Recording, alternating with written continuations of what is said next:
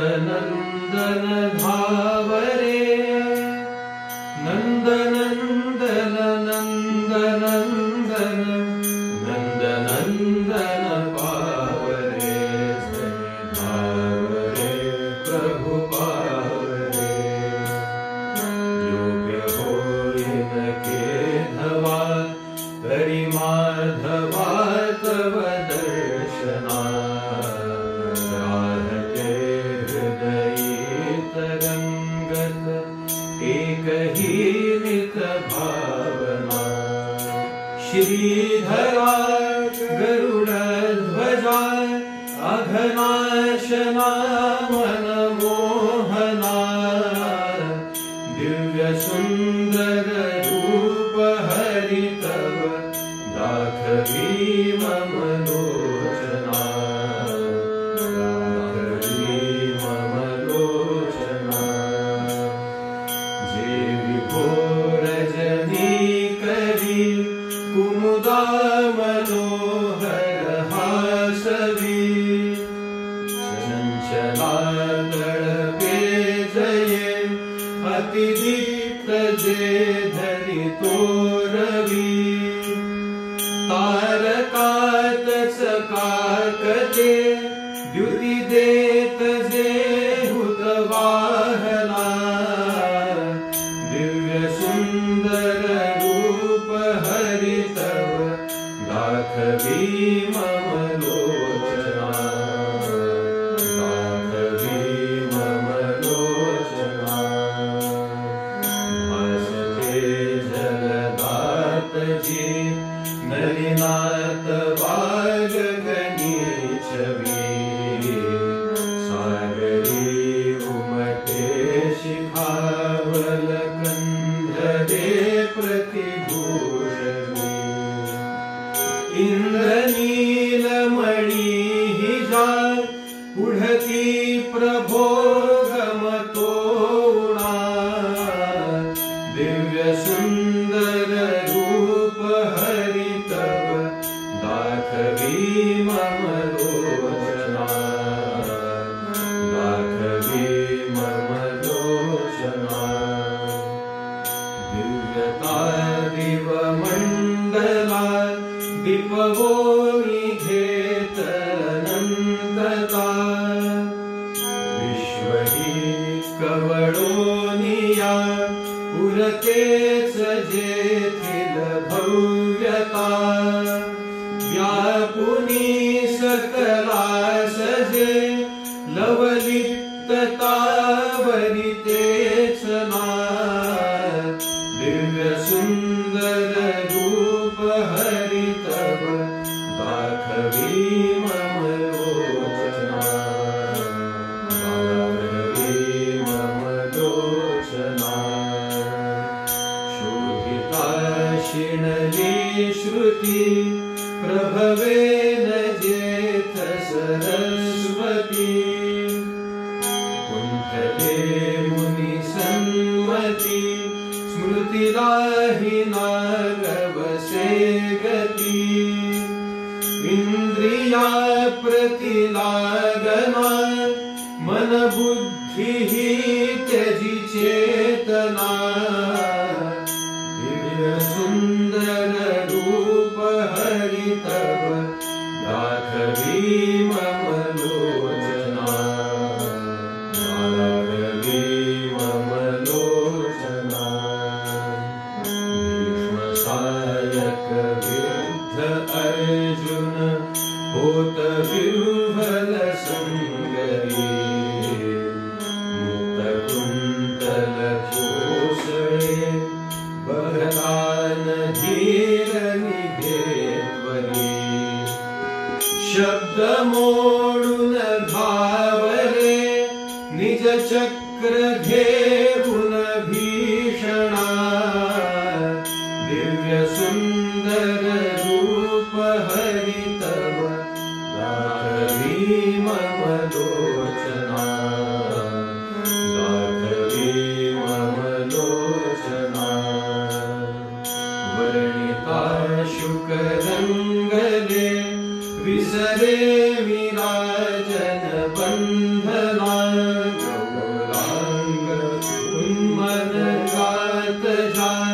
त्यजुनी सती नवयौवना लौकिका मुकला तुका सुख मानुनी करी चिंतना दिव्य सुंदर रूप हरि तब दाखवी मम लोचना दाखवी मम लोचना खात से शबरी हरि बदरी पदा प्रतिकोगे नाचते ब्रज सुंदरी सह सारथी विजयानिके जे दलित जनी सबे करि साधत गुरु कीर्तना दिव्य सुंदर रूप हरि तब दाखवी मम लोचना दाखवी मम लोचना पद्मजा बसरी पदा जवळी जया प्रतिमोहुनी वल्लभी रमया जिथे जनरीत लौकिक सोडुनी नाउरे विषयी रुचि जरी एकदा जडले मना दिव्य सुंदर रूप हरि तब दाखवी मम लोचना दाखवी मम लोचना वस्त्र सुंदर केशरी चपले परितळ पेकटी रत्न कौस्तुभ राजते हृदयावरी रविहिंपुटी शंख चक्र गदा करी कमलासवे अभयास दे रम्य रूप से अनंत हृदात संतत राहुदे हृदात संतत राहुदे नंदनंदन नंदनंदन नंदनंदन भावरे नंदनंदन नंदनंदन नंदनंदन पावरे झणि धावरे प्रभु पावरे झणि धावरे प्रभु पावरे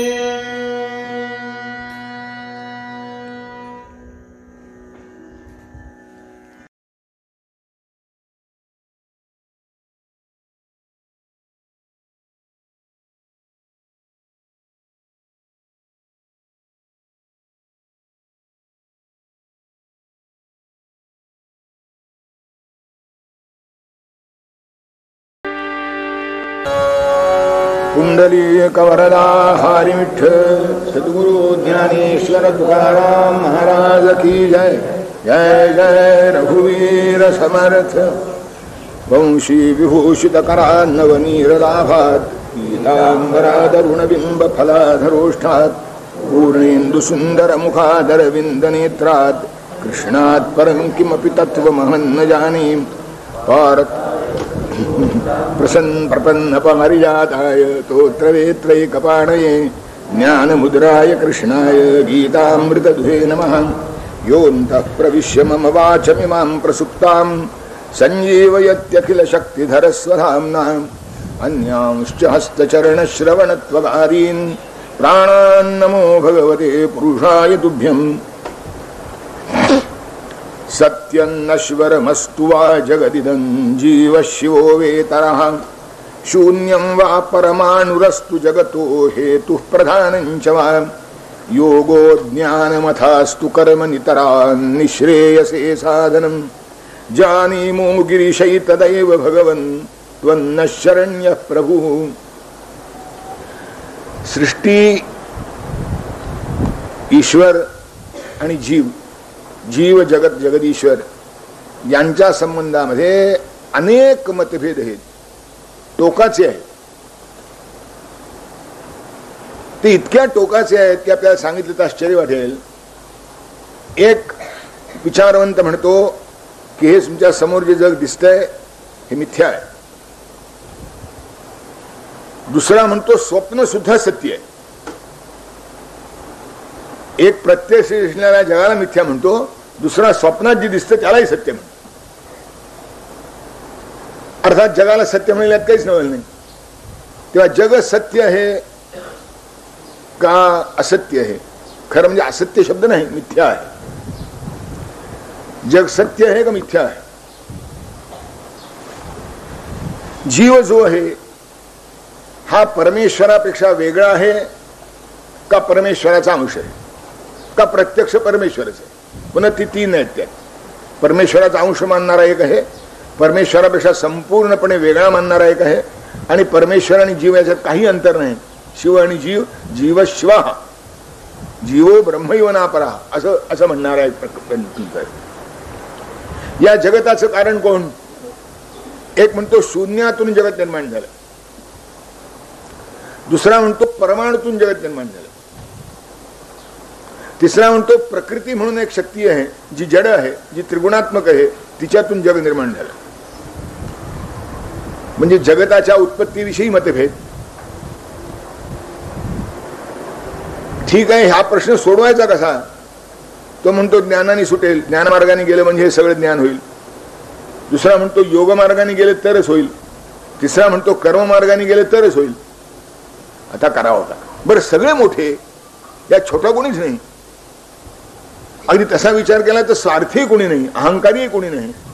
अमुक एक पारितोषिक या पद्धतीने लिहिलं म्हणजे मिळतं असं म्हणून ग्रंथ लिहिणार कोणी नाही. सगळे निस्पृह आहेत, सगळे विरक्त आहेत, सगळे जगाच्या कल्याणाचीच इच्छा करतात. आता जो विचार करतो त्याचं डोकं मात्र भानावल्याशिवाय राहत नाही. शेवटी एक उपाय सुचतो, भगवन जानीमो गिरीशैत देव भगवन त्वन्न शरण्य प्रभू. भगवान शंकरा, तुम्ही आमचे शरण आहात, तुम्हीच आमचे सर्वस्वी धनी आहात, तुम्हाला शरण यावं एवढंच आम्हाला कळतं. म्हणाले एवढं जाणलं म्हणजे बाकीचं काय असेल ते असेल, तुमचं तुम्ही सोडून घ्या. कारण एके ठिकाणी भगवंतांनी असं आश्वासन दिलं आहे, ददामी बुद्धियोगंतम येन माम उपयांती. गीतेमध्ये भगवंतांनी आश्वासन दिलंय की मी त्याला बुद्धियोग देतो, जो मला भजतो, जो मला शरण येतो त्याला मी बुद्धियोग देतो. आता हा बुद्धियोगामध्ये किती का फाटे असणार, आपल्याला काय करायचंय? भगवंताचे पाय धरता आले, तिथे डोकं स्थिर राहिलं म्हणजे पुष्कळ झालं. आता तो बुद्धी देईल, नाही द्यावीशी वाटली नाही देईल. ऐसे करी विठाबाई तुझे पाय माझे डोळे, एवढं एकत्र राहिलं म्हणजे पुष्कळ झालं. आणखीन काही जरी झालं नाही तरी आनंद आहे, झालं तरी दुःख असायचं काही कारण नाही. कारण तो सर्व समर्थ आहे आणि त्यानं दिलेलं आश्वासन आहे, ददामी बुद्धियोगंतम येन माम उपयांती. ते मी त्यांना बुद्धियोग देतो ज्याच्यामुळे ते मला प्राप्त होते. आता प्रश्न असा आहे, येन माम उपयांती ते असं म्हणता म्हणता ददामी बुद्धियोगंतम हे त्याच्या जवळ गेल्याशिवाय होणार आहे का? आता मागून आणखीन काय नवीन घडणार आहे? आपल्याला काय करायचंय? तो आम्हाला बुद्धियोग देतो म्हणजे आमच्या जवळ येतो, आम्हाला त्याच्या जवळ गेल्याशिवाय तो बुद्धियोग देणार नाही निश्चितच आहे. कारण ते पुन्हा मागा दिलंच आहे ते भगवंतानी. म्हणून आम्हाला एवढंच कळतं, जानीमो गिरीशैत देव भगवन त्वन्न शरण्य प्रभू. तूच आमचा शरण्य आहेस, तूच आमचा प्रभू आहेस, एवढं आम्हाला कळतं. म्हणाले मी इच्छितो हरिचरित्र रचावयासी घालावया गवसणीच जणू नभासी. जे शक्य ना घडत ते तुमच्या प्रसारे माझ्या श्री वरदहस्त गुरो असुरे. कृष्णचरित्र लिहिण्याचं धाडस मी करतोय, आपला वरदहस्त मस्तकावर असला तर यातून पार पडेल एवढा मला विश्वास आहे. आता चौथ्या सर्गाचा आरंभ आहे. आमच्या सांगण्याच्या पद्धतीप्रमाणे 18व्या सर्गामध्ये भगवंताचं निर्याण आहे, तेव्हा त्याच्यानंतर लगेच जयंती झाली पाहिजे, निर्याणावर थांबायचं नाही. म्हणून कृष्णाष्टमीच्या आदल्या दिवशी 18वा सर्ग आणि कृष्णाष्टमीच्या दिवशी जन्माचा सर्ग, ती व्यवस्था जमावी म्हणून थोडी रचनेत बदल केला. पहिला सर्ग पहिल्या दिवशी आणि मग दुसऱ्या दिवशीतून चौथा सर्ग सुरू. तो शेवटपर्यंत, आणि पुन्हा कृष्णाष्टमीच्या दिवशी दुसरा आणि तिसरा अशी ही योजना राहील. मध्ये 1-2 सुट्ट्या घ्याव्या लागतील, कारण हे 19 दिवस होतात आणि हे दिवस बसतात 17. माझ्या घशाच्या दृष्टीने ते सोयीस्कर होईल. ते केव्हा येईल ते आदल्या दिवशी सांगेन की आता उद्या सुट्टी. ओमकाराचा उदय झाला हिरण्य गर्भा पुनजा वेळा, मंगलताती त्या समयाची आज येथ जणू धरिते प्राची. गोकुळातली श्रावणातली सकाळ आहे, प्रातःकाल आहे. इतका सुंदर प्रातःकाल होता, इतकी सुंदर सकाळ होती की असं वाटत होतं की भगवंताच्या मुखकमलातून जेव्हा ओमकार प्रगट झाला सृष्टीच्या उत्पत्तीच्या पूर्वी, ओमकारश्चाथ शब्दश्च द्वावेतौ ब्रह्मण पुरा कंठम भित्वा बहिर्यातौ तस्मान मांगलिका उभो. ओम आणि अथ हे 2 शब्द भगवंताच्या मुखातून सृष्टीच्या निर्मितीच्या पूर्वी बाहेर पडले. निर्माण केले नाहीत, उच्चार केला नाही, आपोआप बाहेर पडले. आणि त्या प्रभावाने मग सृष्टी निर्माण करण्याची शक्ती भगवंताच्या ठिकाणी प्रगट झाली इत्यादी पुराण कथा आहेत. तेव्हा जो ओंकार प्रगट झाला, ज्या वेळेला तो प्रगट झाला त्यावेळेला जे मांगल्य भरून राहिले असेल ते आज इथे दिसतंय. खरं म्हणजे श्रावणातली सकाळ आहे. सकाळ ती श्रावणी म्हणून कुंद असावे वातावरण, चरण परी श्री हरीचे जेथे उसे उठे ठरेल केवी उरेल केवी दुर्दिन तेथे. भगवंताचे चरणकमल ज्या ठिकाणी आता स्पर्श करतायत केला आहे ज्याने, तिथे दुर्दिन कसा राहील. दुर्दिन शब्दावर कोटी आहे. दुर्दिन म्हणजे ढगाळ आकाश ज्या दिशे असतं, दाट ढग असतात, चांगलं दिसत नाही, वारं पडलेलं असतं आणि असं माणसं बेचैन होतात, त्याला म्हणतात दुर्दिन. पाऊस पडत असेल तर नाही, पण पाऊस नाही आणि नुसताच पुढाऱ्याच्या आश्वासनासारखा ढग जेव्हा भरलेला असतो आणि त्यातून वारे वाहत नाही किंवा असा जीव असा गुदमारत असतो, असा जो दिवस आहे त्याला दुर्दिन म्हणतात. आज खरं म्हणजे श्रावणात ती सकाळ आहे, तिथे दुर्दिन असायला हवा, पण तो नाहीये. का? भगवान श्रीकृष्णाचे पाय त्या ठिकाणी लागले. मेघ अरुणोदय हो तसे मनोहर, नभी प्रभा फाकली लालसर, मेघ खंड रंगले त्यामुळे जणू गुलाले रंजित कमळे. अरुणाचा उदय होत होता, आकाशामध्ये तुरळक मेघ होते. त्या अरुणाच्या उदयाच्या प्रकाशानं ते जे मेघखंड आहेत ते गुलाल फेकलेली, गुलालाने रंगवलेली फेकलेली फुलं जशी असतात तसे रंगीत झाले होते. आपल्याला माहिती आहे की आपण जन्माच्या वेळेला गुलाल लावलेली फुलं उधळतो, तर जणू आज भगवंताच्या जन्माच्या निमित्ताने निसर्गानेच हा अरुणाचा जो गुलाल आहे तो मेघरूपी पुष्पावर आरोपित केलाय आणि ती उधळली फुलं सगळीकडे.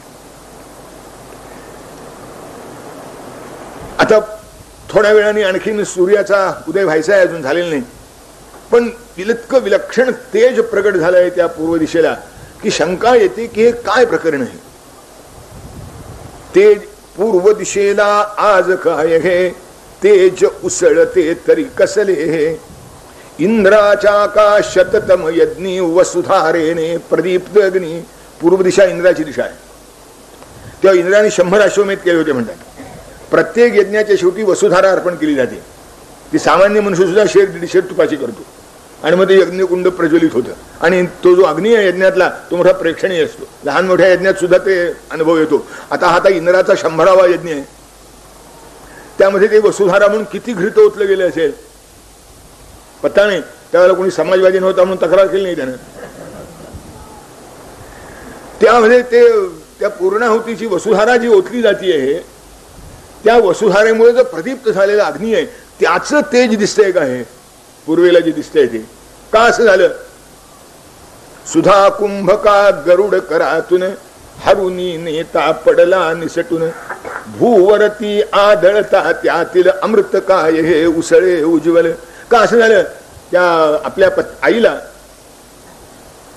कद्रूच्या पाशातून दास्यातून सोडवण्यासाठी तिच्या मागणीप्रमाणे गरुडानं अमृताचा कुंभ स्वर्गातून हरण करून आणला. आईला सोडवण्यासाठी, आईला सोडवण्यासाठी स्वर्गातून अमृताचा कुंभ आणला. आता अमृताचा कुंभ देवांच्या तावडीतून गेला म्हणून पुष्कळ मारामारी झाली. इंद्रानं आपलं वज्र फेकलं, अरुणानं आपला पाश फेकला त्या गरुडाच्या अंगावर. त्याचं काही झालं नाही, एक पीस तेवढं गळून पडलं, ते सुद्धा इंद्राचा मान ठेवण्याकरता म्हणून. पण आणखीन काही मारामारी झाली. या मारामारीमध्ये कदाचित दुर्लक्ष होऊन त्याच्या हातातला तो जो अमृत कुंभ आहे तो निसटला. पृथ्वीवर आदळला आणि त्यातलं अमृत उसळून बाहेर आलं, त्याचं तेज दिसतंय का हे, अशी शंका आहे कवीला येणार. हे काय आहे? तेज तर अलौकिक आहे, सर्वसामान्य तेजासारखं वाटत नाही. ही अलौकिकता कशामुळे आली? इंद्राच्या यज्ञातला हा पूर्णाहुतीचा प्रसंग आहे का अमृताचा उसळण्यामुळे दिसणारा तेजाचा प्रसंग आहे, काय कोणाला ठाऊक. त्यामुळे काही नाही, उगीच तुम्हाला सांगतो, इतकं अद्भुत कर्मणा करण्याचं काही कारण नाही. आज हे जे तेज आहे त्याचं कारण वेगळंच आहे. छेन तसे सूर्यराज भूमी पावन करण्यायेती, सुवर्ण रज उधळीत चालले तत्पर सेवक पुढती, जय हरी सुखकंदा. असं नाही, भगवान सूर्यनारायण आता आपल्या दरबारामध्ये प्रविष्ट होत आहेत आणि त्यांच्या स्वागताकरता त्यांचे सेवक त्यांच्या पुढे सोन्याची जी भुकटी आहे ते सोन्याचे कण उधळत आहेत. ते उधळले जाणारे जे सोन्याचे कण आहेत त्याचा प्रकाश आहे.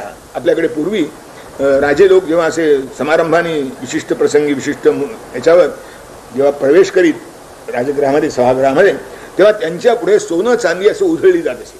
ती कधी कणाच्या रूपाने असे, कधी नाण्याच्या रूपाने असे, आणि सगळी सोनं चांदी त्या राजाच्या पावलाखाली तोडवले गेल्यानंतर गोर गरिबांना वाटली जात असे,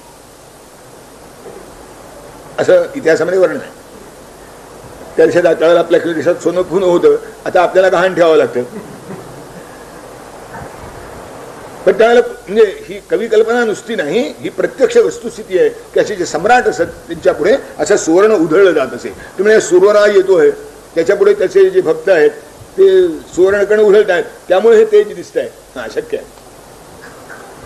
उगवे आता प्रभात मंगल, नाचत येती किरणे कोमल, विहंगमांची किलबिल कानी, प्रसन्नतेची घुमवी गाणी, सोनेरी उन्ह घराघरावर, तळपे वृक्षांच्या शेंड्यावर, मंद वायुने डुलती वेली, फुले सुगंधी ज्यावर फुलली, थेंब पावसाचे सुकुमार, दुर्वांच्या हिरव्या पात्यावर, वरुणाने जणू आज गोकुळी, असंख्यात रत्ने चौधळली. सकाळच्या वेळेला जे सगळं सौंदर्य असं ते प्रगट झालं आहे. सूर्याचे किरण घरावर, झाडाच्या शेंड्यावर नाचत आहेत, पक्ष्यांची किलबिल होते आहे, मंद मंद सुंदर वारे वाहत आहेत, फुलं विकसित व्हायला लागली आहेत, आणि रात्रीच्या वेळी दव पडलं आहे ती त्या दुर्वांच्या सुंदर पात्यावर असं चमकत आहे, बारीक बारीक बारीक बारीक. असं वाटत होतं की वरुणानं जणू आज दव न उधळता प्रत्यक्ष रत्नच पृथ्वीवर उधळली भगवंताच्या स्वागतासाठी. का असं झालं? वाही पृथ्वी न्हाली नटली, नंद घरी उत्सवा निघाली, तिच्या हरित शालू सशोभती, पदरासी हे गुंफित मोती.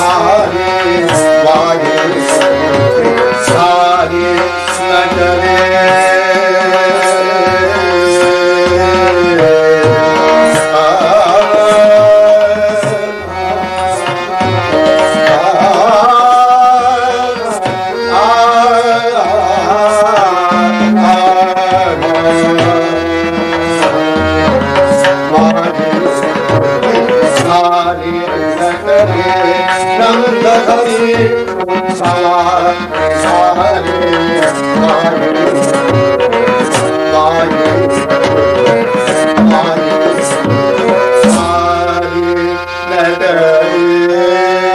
का असं झालं साहेब बाळंतळ्या घेऊन जायचं आहे तेव्हा प्रत्यक्ष पृथ्वी देवी हीच शृंगार केला तिने आपला उत्तम तऱ्हेची पैठणी नेसली हिरवी पैठणी नेसली आणि त्या हिरव्या पैठणीच्या पदरात जे मोती गुंफलेले होते ते ह्या दुर्वांच्या पात्यावर दिसत आहेत. पदरात एकेकाळी असं होतं की पैठणीमध्ये रत्न मोती गुंफले जात असत. काठामध्ये जो जर असे ती प्रत्यक्ष सोन्याची असे. आता हे उचलायचं कोणी एवढाच प्रश्न आहे. पण एकेकाळी असं होतं. अजूनही कुठेतरी देवदेवतांच्या पैठण्या जर आपण पाहिल्यात तर त्याच्या पदराला मोती गुंफलेले आपल्याला दिसतील. हे जणू हिरे मोती त्या पदरात गुंफलेली अशी ती हिरवी पैठणी पृथ्वीने परिधान केली आहे. त्यामुळे हे सौंदर्य दिसत आहे. वाही पृथ्वी न्हाली नटली नंदगृही उत्सवा निघाली तिच्या हरित शालूस शोभती पदरासी हे गुंफित मोती. ही सकाळची वेळ होती सुंदर. श्री घेऊनी मृण्मय घागर स्त्रिया निघाल्या पाणोथ्यावर तेजाने निज पावित्र्याचे उजळ करीत मुख दिशा दिशांचे. किंवा त्या गोकुळातल्या ज्या गवळणी आहेत त्या सकाळी पाणी आणायला यमुनेवर चालल्या होत्या. त्यांच्या डोक्यावरती घडे होते आणि त्यांच्या तेजानं जणू सगळ्या दिशा या त्यांच्या पावित्र्याच्या तेजाने उजळल्यासारख्या मोठ्या तेजस्वी आणि प्रसन्न दिसत होत्या. आता रस्ता जायचा नंदाच्या घरावरून. नंदाच्या दाराहून जाता गडबड काही दिसली विशेष दिसल्यावर कोणी का स्त्री ते वगळून गेली. जय हरी सुखकन. काहीतरी विशेष आहे आणि त्याची चौकशी केली नाही असं महिला मंडळात कसं शक्य आहे. अशक्य गोष्ट. चौकशी हा अगदी स्थायी व्हा. आपण पहा आगगाडीतून प्रवास करीत असताना दोन सभ्य पुरुष जर शेजारी शेजारी बसले असले ना ते एक लोकमत वाचतो दुसरा मराठवाडा असतो. वाचून झाल्यानंतर फार तर तुमचं झालं का हो जरा मी घेऊ का असं विचारतो.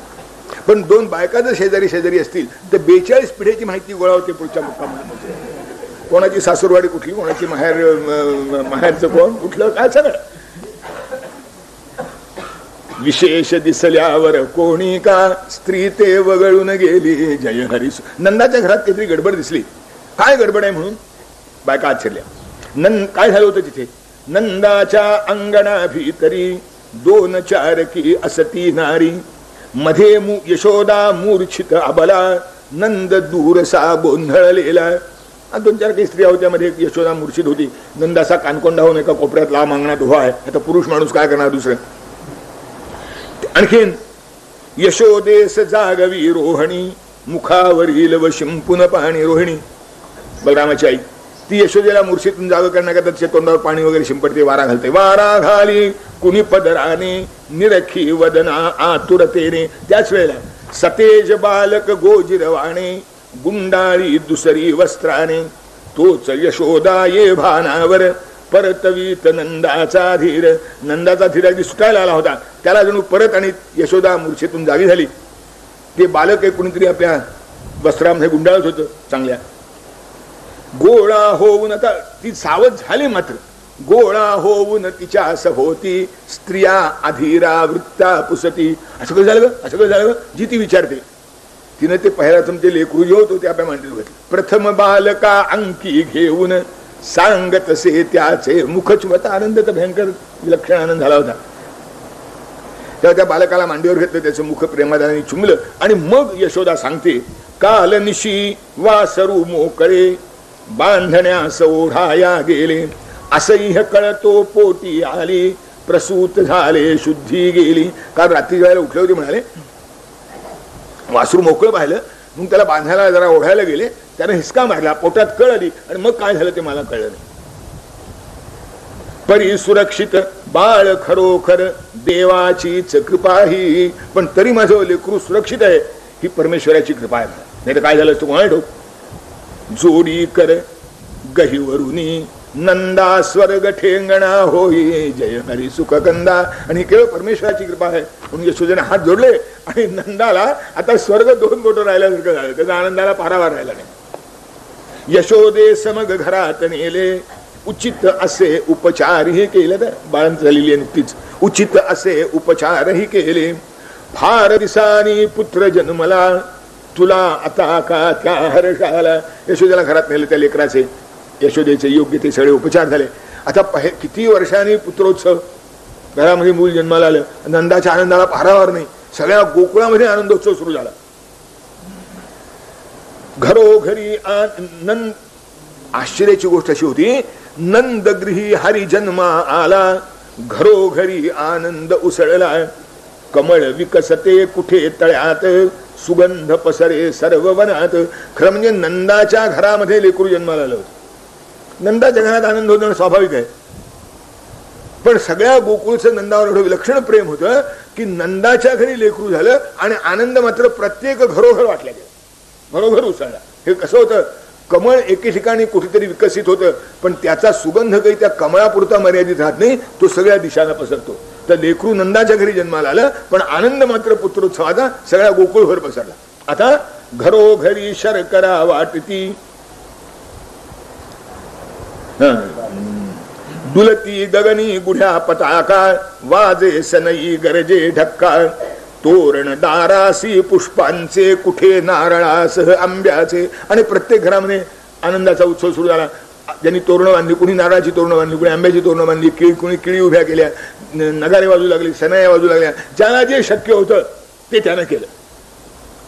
सर्व घरी शर्करा वाटिती. सर्व घरी म्हणजे सगळ्याच्या घरातून साखर वाटली जाती होती. सगळ्याच्या घरात साखर वाटली जात नव्हती, सगळ्याच्या घरातून साखर वाटली जाते. आणि सांगत काय, नंदाचा पुत्रोत्सव कथिती. मंडोबन घ्या, काय झालं मंडोबन, नंदराजाने मुलगा झाला. तुम्ही वा, आपला नंदराजा आहे माहिती नाही तुम्हाला. आणि असं घरोघर सुरू झालं. सर्व घरी शर्करा. हे कशाचं लक्षण आहे, ते मॉरल इंटिग्रेशन वगैरे काय त्या समित्या नव्हत्या त्या काळी, त्याचा परिणाम आहे. इंटिग्रेशनची नुसती समितीत, प्रत्यक्षात इंटिग्रेशन कुठे नाही. घरोघरी शर्करा वाटिती, नंदाचा पुत्रोत्सव कथिती. प्रतिदिवशी हे चालू होते, अधिकाधिक ये हर्षाभ. आणि हे 10च्या 10 दिवस असं रोज चालू होत. रोज जणू आनंदाला चढ चढत होता. आणि नाव ठेवण्याच्या दिवशी तर थाटासी वानुरली, नारींची बहुधांदल झाली, गमती झुलत्या केळी जय हरी सुखकंदा. केळी झुलाव्या म्हणजे जशा दिसतात तशा सगळ्या स्त्रिया त्या गोकुळभर मोठ्या आनंदाने हौसेने इकडे तिकडे हिंडत होत्या. मंगल नाहून करुणी भूषा, नंदघासी निघती योषा. पथी दिसे समुदाय तयांचा, गुच्छरम्य सा जसा कयांचा. प्रत्येकीच्या ताट करात, झाकून जाळीच्या वस्त्रात. आत गहू नारळ खण उंची, कुठे रेशमी झबले कुंची. आणि या सगळ्या सकाळी न्यायला सगळ्या मंगल स्नान केलं. प्रत्येकीनं उत्तम तऱ्हेचे अलंकार धारण केले. आणि नंदाच्या घरामध्ये त्याचा बाळंतीला घेऊन जायचं. ते प्रत्येकीच्या ताट करात, प्रत्येकीच्या हातामध्ये ताट आहे. झाकून जाळीच्या वस्त्रात, विणलेलं जाळीचं वस्त्र त्याच्यावर झाकून ठेव. त्याचे 2 फायदे, म्हणजे झाकल्यासारखे दिसावं आणि आत काय ते लोकांच्या लक्षात यावं. नाही ते इतकं मोठं चांगलं करायचं कोणाला कळायचं काय उपयोगाचं. म्हणून ते ताट आहे, प्रत्येकीच्या ताट करात, झाकून जाळीच्या वस्त्रात. आणि त्यामुळे दिसत होतं काय त्यात, आत गहू नारळ खण उंची. उंची खण जो आपल्याला वापरता येणार नाही असा नाही, आपल्याला वापरावासा वाटणार नाही असा नाही. आत गहू नारळ खण उंची. मी एकाला विचारलं असं का, अवळे दुपट्याला तो उपयोगी पडेल ना. हा म्हणजे हा योग कल्पना. आत गहू नारळ खण उंची, कुठे रेशमी झबले कुंची. कुठे रेशमी झबलाय, कुठं उत्तम तऱ्हेची कुंची आहे त्या हल्लेकराला घालण्याकरिता केलेली. मंडप घातियला नंदाने, नंदाने मंडप घातला होता. दिली आतुनी चित्रविताने. विचाने म्हणजे आतून जे छत देतात त्याला वितान म्हणतात.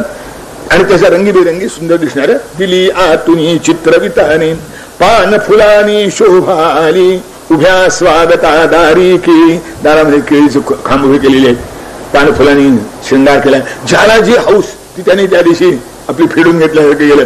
कोणी फुलाच्या अशा ह्या करून भिंती सजवल्या, कोणी पानाच्या करून भिंती सजवल्या, नाना प्रकारची तोरणं बांधली. मध्ये पाळणा लटके सुंदर रत्ने बाजू सचारी, रंगीत पोपट मोर झालरी निजला आत मुरारी, जय हरी सुखकंदा. म्हणजे पाळणा लटकतोय, त्याला ते वर छतावर अशी ते पोपट मोर वगैरे घालतात, ती सगळे रेशमी रत्न अशी त्याला जोडलेली. भगवान आत झोपले. पुढे यशोदा पाटावरती काजळ कुंकुम ल्याली होती, देहा थोडी आली कृशता कांती सी परी नसे म्लानता. अॅनिमिक दिसत नव्हती, कांती सी परी नसे म्लान, थोडी कृशता आली होती, स्वाभाविक. पण ते तसंच कायम होतं. काजळ लावलाय, कुंकू कपाळाला लावलेले, काजळ घातलाय. हा हा म्हणता मंडप सगळा गोप वधूनी भरूनी गेला, जणू कवीच्या विशाल चित्ती रम्य कल्पना दाटी करीती. काय सांगून कसं सांगू, अशी दाटी जशी कवीच्या अंतःकरणात होते एखादा प्रसंग वर्णन करताना, तशा अनेक कल्पना त्या जशा त्याच्या अंतःकरणात येतात, तशा या स्त्रिया सगळ्या शृंगारलेल्या नटलेल्या त्या मंडपामध्ये गोळा झाल्या. हा म्हणता सगळा मंडप गच्च भरून गेला. कृष्णाच्या मातेच्या भवती ओटी भरण्या जमल्या युवती, तदा यशोदा दिसे जणू का खुले पाकळ्यामध्ये कर्णिका. कमळाच्या पाकळ्यामध्ये ती कर्णिका जशी दिसते तशी ती यशोदा त्या स्त्री समुदायामध्ये मुली सुंदर दिसत होती. गोपीनी घेतला उचलुनी बालकृष्ण पाळण्यामधूनी, ओठ फिरविती हसत्या गाला जावळ मोहविते दृष्टीला. आणि त्यांनी ते लहान लेकरू उचलून घेतलं, त्याचे चेहऱ्यावर सुंदर हास्य होतं. त्याने आपले ओठ त्याच्या गालावरनं फिरवले आणि ती गालावर ओठ फिरवित असताना सुद्धा दृष्टी त्या कुरळ्या केसाकडे गेली. इतकं सुंदर कुरळ जावं होतं की बघतच राहावं त्याच्याकडे. इतक्या लहानपणी इतकं चांगलं जावं तर बायकांना काय आश्चर्य वाटत होतं.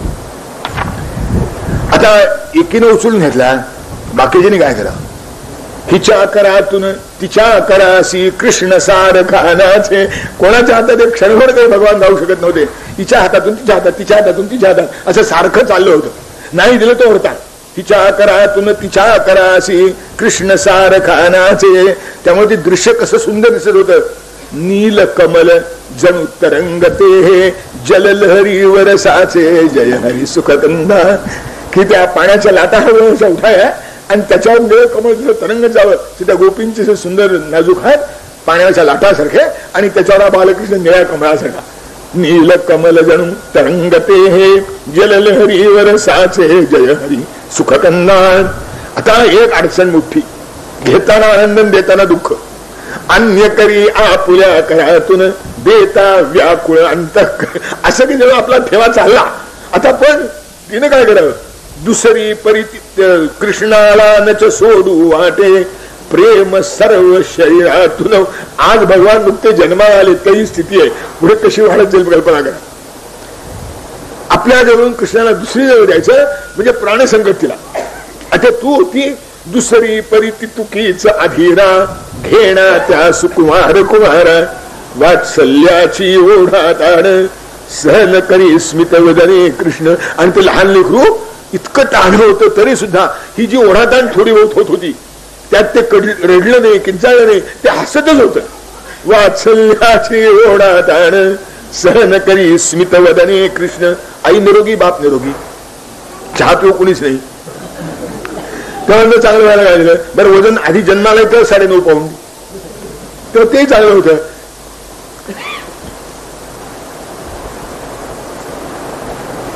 आता 3-3.5 पाऊंड झालं म्हणजे नॉर्मल म्हणते, ठीक आहे ना.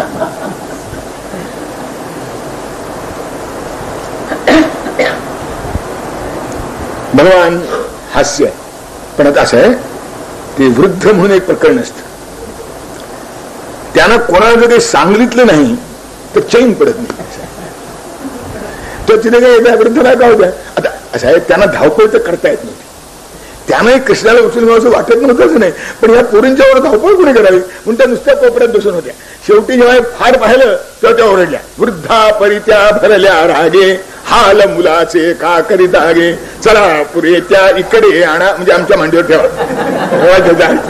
वृद्धा परित्या भरल्या रागे हाल मुलाचे का करीत आगे. चला पुरे त्या इकडे आणा, नाव ठेवण्या वेळ होत ना. नाव ठेवलं होत तिथे 10-20 मिनिटं गेलीच. शेवटी भगवंताला पाळण्यात घातलं. नाव घेऊन गोविंदाचे नामकरण होते इतरांचे. म्हटल्या अवदल्या असतील काही आता येत कृष्ण ठेविता उचलिता. ते पाण्यात ठेवून इकडे तिकडनं उचलायचं असतं आणि ते खालून द्यायचं, असं तंत्र आहे त्याचं. आता ते काय काय करतात कोण तुम्हाला नवीन एखादा केक बी कापतात की काय कोण ठोकताय तिथे. इतकं जुनं तंत्र कुठलं शिल्लक राहायला. पण त्याचं पाळण्यात उचलून घ्यायचं असतं. ते गोविंद घ्या गोपाळ घ्या असं म्हणायचं असतं. ते एकीने गोविंद घ्या म्हणायचं, दुसरीने गोपाळ घ्या म्हणायचं. एकीच्या हातात दुसऱ्या हातात द्यायचं, पाळण्यात ठेवायचं, पुन्हा खालून घ्यायचं, पुन्हा तिकडून घ्यायचं, असं चालतं. प्रश्न असा आहे की कृष्णाचं म्हणजे गोविंदाचं आणि गोपाळाचं नाव घेऊन इतर पोरांची नामकरण होतात. आता प्रत्यक्ष गोविंद गोपाळ जन्माला आलाय. याचं गोविंद हे नाव गुरु राखायला गेल्यानंतर पडलंय, गोपाळ हे नाव गुरु राखायला गेल्यानंतर पडलंय. यावेळी आता काय म्हणले असतील, कोणाला उचलून घ्या कोणाला ठेवा म्हणले असतील.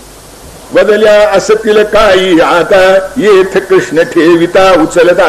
खरं बा ते कथण्यासी कुणास कामुख जे वेदासन ठावे. याला काय म्हणावं आणि काय नाव द्यावं हे वेदालाही कळलं नाही. शेवटी नेती म्हणावं लागलं. सर्वसामान्य माणसाने काय वर्णन करावं त्याच्यात. ते कठण्यासी कुणास कामुख जे वेदासन ठावे. बुद्धीचा हा विषयन हृदये भक्ताच्या जाणावे. जय हरी सुखकन. हा बुद्धीचा विषय नाही, हा भक्ताचा विषय आहे. त्याच्या हृदयाला कळतं. आता कोणी संशोधक असं जर नाव ठेवलंच नसेल तर तो नामकरण संस्कार सविधी झाला की नाही. मग त्याला नामकरण संस्कार म्हणावाच की नाही. मग हा नामकरण संस्कार झालाच होता याला पुरावा काय, न्यायालयात ठरवू. बुद्धीचा हा विषयन हृदये भक्ताच्या जाण. हा बुद्धीचा विषय नाही, हे भक्ताच्या हृदयाने जाणण्याची गोष्ट आहे.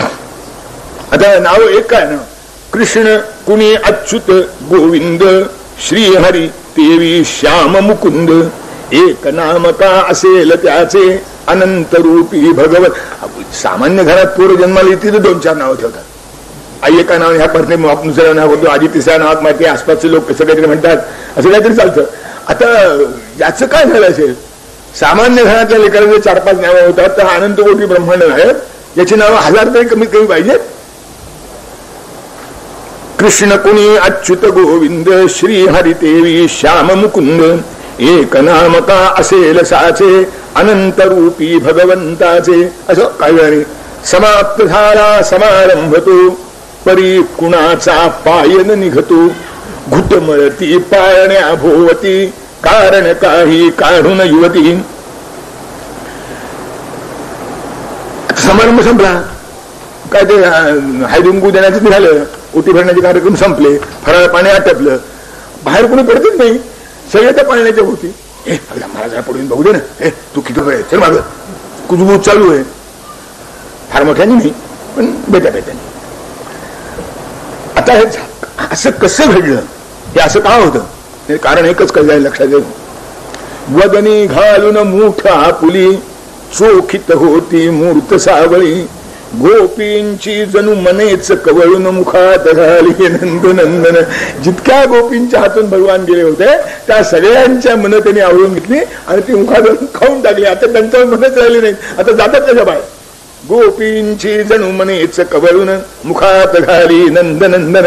आणि अशा रीतीने मोठ्या निरुपायाने मोठ्या कष्टाने व्यवहार सांभाळला पाहिजे म्हणून गोपींची परतली शरीरे कशी तरी निज सदनी. परिचयनच जणू राहिले काहीतरी विसरोनी. जय हरी सुखकंदा.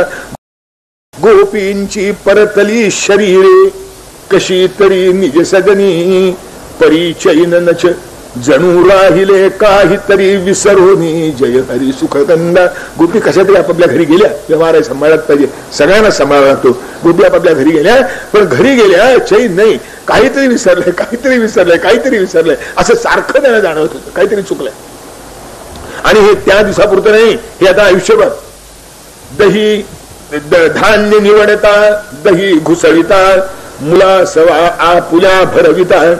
पेटणवा घालून चुलीसी मध्येच येती नंदगृहासी. धान्य निवडाय बसल्या, वरेत उठाव नंदाच्या घरी, दही घुसाळतायत, अजून लोणी यायचंय, जरा वर यायला वेळ लागतो म्हणे नंदाच्या घरी. आपल्या मुलाला भरवतात, जरा थांब रे, नंदाच्या घरी. आणि काय प्रकरण आहे बरं. आता असं आहे, नवीन नवीन म्हणजे परिचय तसा नव्हता असं नाही, पण इतकी वर्दळ होती, जाणे येणे नव्हतं, एवढा घरोबा वाढलेला नव्हता. आता काय सांगावं, म्हणजे चतुर स्त्रीणाम अशिक्षित पटुत्व ममानुषेषु संदृश्यते असं म्हटलं की त्या जन्मताच चातुर्य असते. शाळेतून शिकवायला नाही, कदाचित शाळेतून शिकल्यामुळे ते कमीच होतं का कोणाला. आता याने तर नंदाच्या घरी तर जायचं, कृष्णाला पाहायची चिचिचिचिन आहे, पण का आलीस विचार तर सांगावं म्हणून त्यांनी एकीकडे युक्ती काढली. काय करावं, येऊन कोणी मागे विरजण, कुणा हवी सपिताची चाळण, पदार्थ अमका करणे केवी रीत पुसाया कोणी यावे. कुणा यशोदा माही थोडं विरजण देता का, आमचा हो आहे हो, पण त्याला त्याचा वास आहे झाला, तुमच्याकडे चांगलं असतं थोडं द्या, तेवढं भांडा म्हणजे लहान भांडा आणले. दुसरं म्हणते सपिटाची चाळ नाही कणी सगळ्यांच्या घरी नसते, कुणा हवी सपिटाची चाळ. तिसरी सुद्धा माही तुम्ही इडली फार चांगला करता हो, ते कसं करता हो तुम्ही. पदार्थ अमका करणे केवी रीत पुसाया कोणी यावी, उगीच काही वस्तू न्याया. थोडं साखर देतात, उगीच काही वस्तू न्याया, नेली नसता परत कराया. तुमच्याकडून नेली होती मागं, हे जरा आम्ही मोठा तांदूळ शेरभर आणले, तुम्ही नेलं मला आठवत नाही. यशोदाबाई तुम्ही मोठ्या अंतर करण्याच्या, तुम्हाला कसं आठवते, पण माझ्या लक्षात आहे ना हे तांदूळ. नेली नसता परत कराया, निमित्त करुणी नाना रीती, कृष्णा बघण्या युवती जमती. काहीतरी निमित्त राहावं. आणि कृष्ण कुठे, आणि मग आलं म्हणजे रिकामं करत जायचं, कृष्ण कुठे राहावं. आणि मग आता त्या कृष्णाची सगळी कामं यशोदेला शिल्लकच राहत नव्हती, तिच्या वाटेला काही यायचंच नाही म्हणे तरी चालेल. निमित्त कृष्णा बघण्या गोपी येती, आणि मग त्या श्री कृष्णासी खेळविती घेऊ न करासी, कुणी तयासी तेल माखिते, एक म्हणे मी धाऊ घालिते, कुणी लोचनी काजळ घाली, दुजी तिटेची लावी टिकली. लहान मुलाची कामं पुष्कळ असतात, म्हणून म्हणते मी धाऊ घालते, कुणी म्हणते मी तेल लावते, कुणी म्हणते मी काजळ घालते. त्यावेळेला काजळ घालत होते ना, आपल्या नवीन नवीन आया आहेत ना दीडशाण्या, ते पोराडोळ्यात काजळ घालत नाही, कारण त्यांच्या डॉक्टरनी त्याला सांगितलंय. तो डॉक्टर एक दीडशाण्या आणि आया त्याच्याहून दीडशाण्या. आता काही दिवसांनी येईल पुन्हा ते दुधाचं असं परत आलं की नाही अंगावरच्या, की एकीकडे अंगावरचं दूध म्हणजे वर्ज्य होतं, आता अंगावरचं दूध पाजलंच पाहिजे, नाहीच झाल्यावर पण म्हटलं. तसं ते काजळ येणार आहे, इतका बावळटपणा आहे असं मला सांगतो. काय विज्ञानाची असं आहे, ते काजळ जे आहे ना ते फाईन पार्टिकल्स ऑफ कार्बन आहेत, कार्बनचे अतिशय बारीक अतिसूक्ष्म कण आहेत, आणि त्यांना ऍब्सॉर्बिंग कॅपॅसिटी फार मोठी असते. म्हणजे त्यांच्या आसमंतात जे काही येईल त्याला ओढून खेचून धरण्याची कॅपॅसिटी जास्त असते, त्याच्यावर ते चिटकून राहते. त्यामुळं जंतू संसर्ग जो आहे तो पसरत नाही. जर क्वचित झाला तर तो त्या काजळावर आवळून राहतो, आणि काजळ बाहेर सकाळी डोळ्यावर बाहेर पडून जातं, त्यामुळे डोळे स्वच्छ राहतात. आता या दीडशाण्यानं कुणी सांगावं, चांगल्या चांगल्या शिकलेल्या पोरी काजळ घालत नाही डोळ्यात, आणि त्या पोराचे डोळे इतके वाईट दिसतात तुम्हाला दिसायला. काजळ घातल्याने डोळे काही छान दिसतात, बारीक डोळा सुद्धा मोठा दिसतो.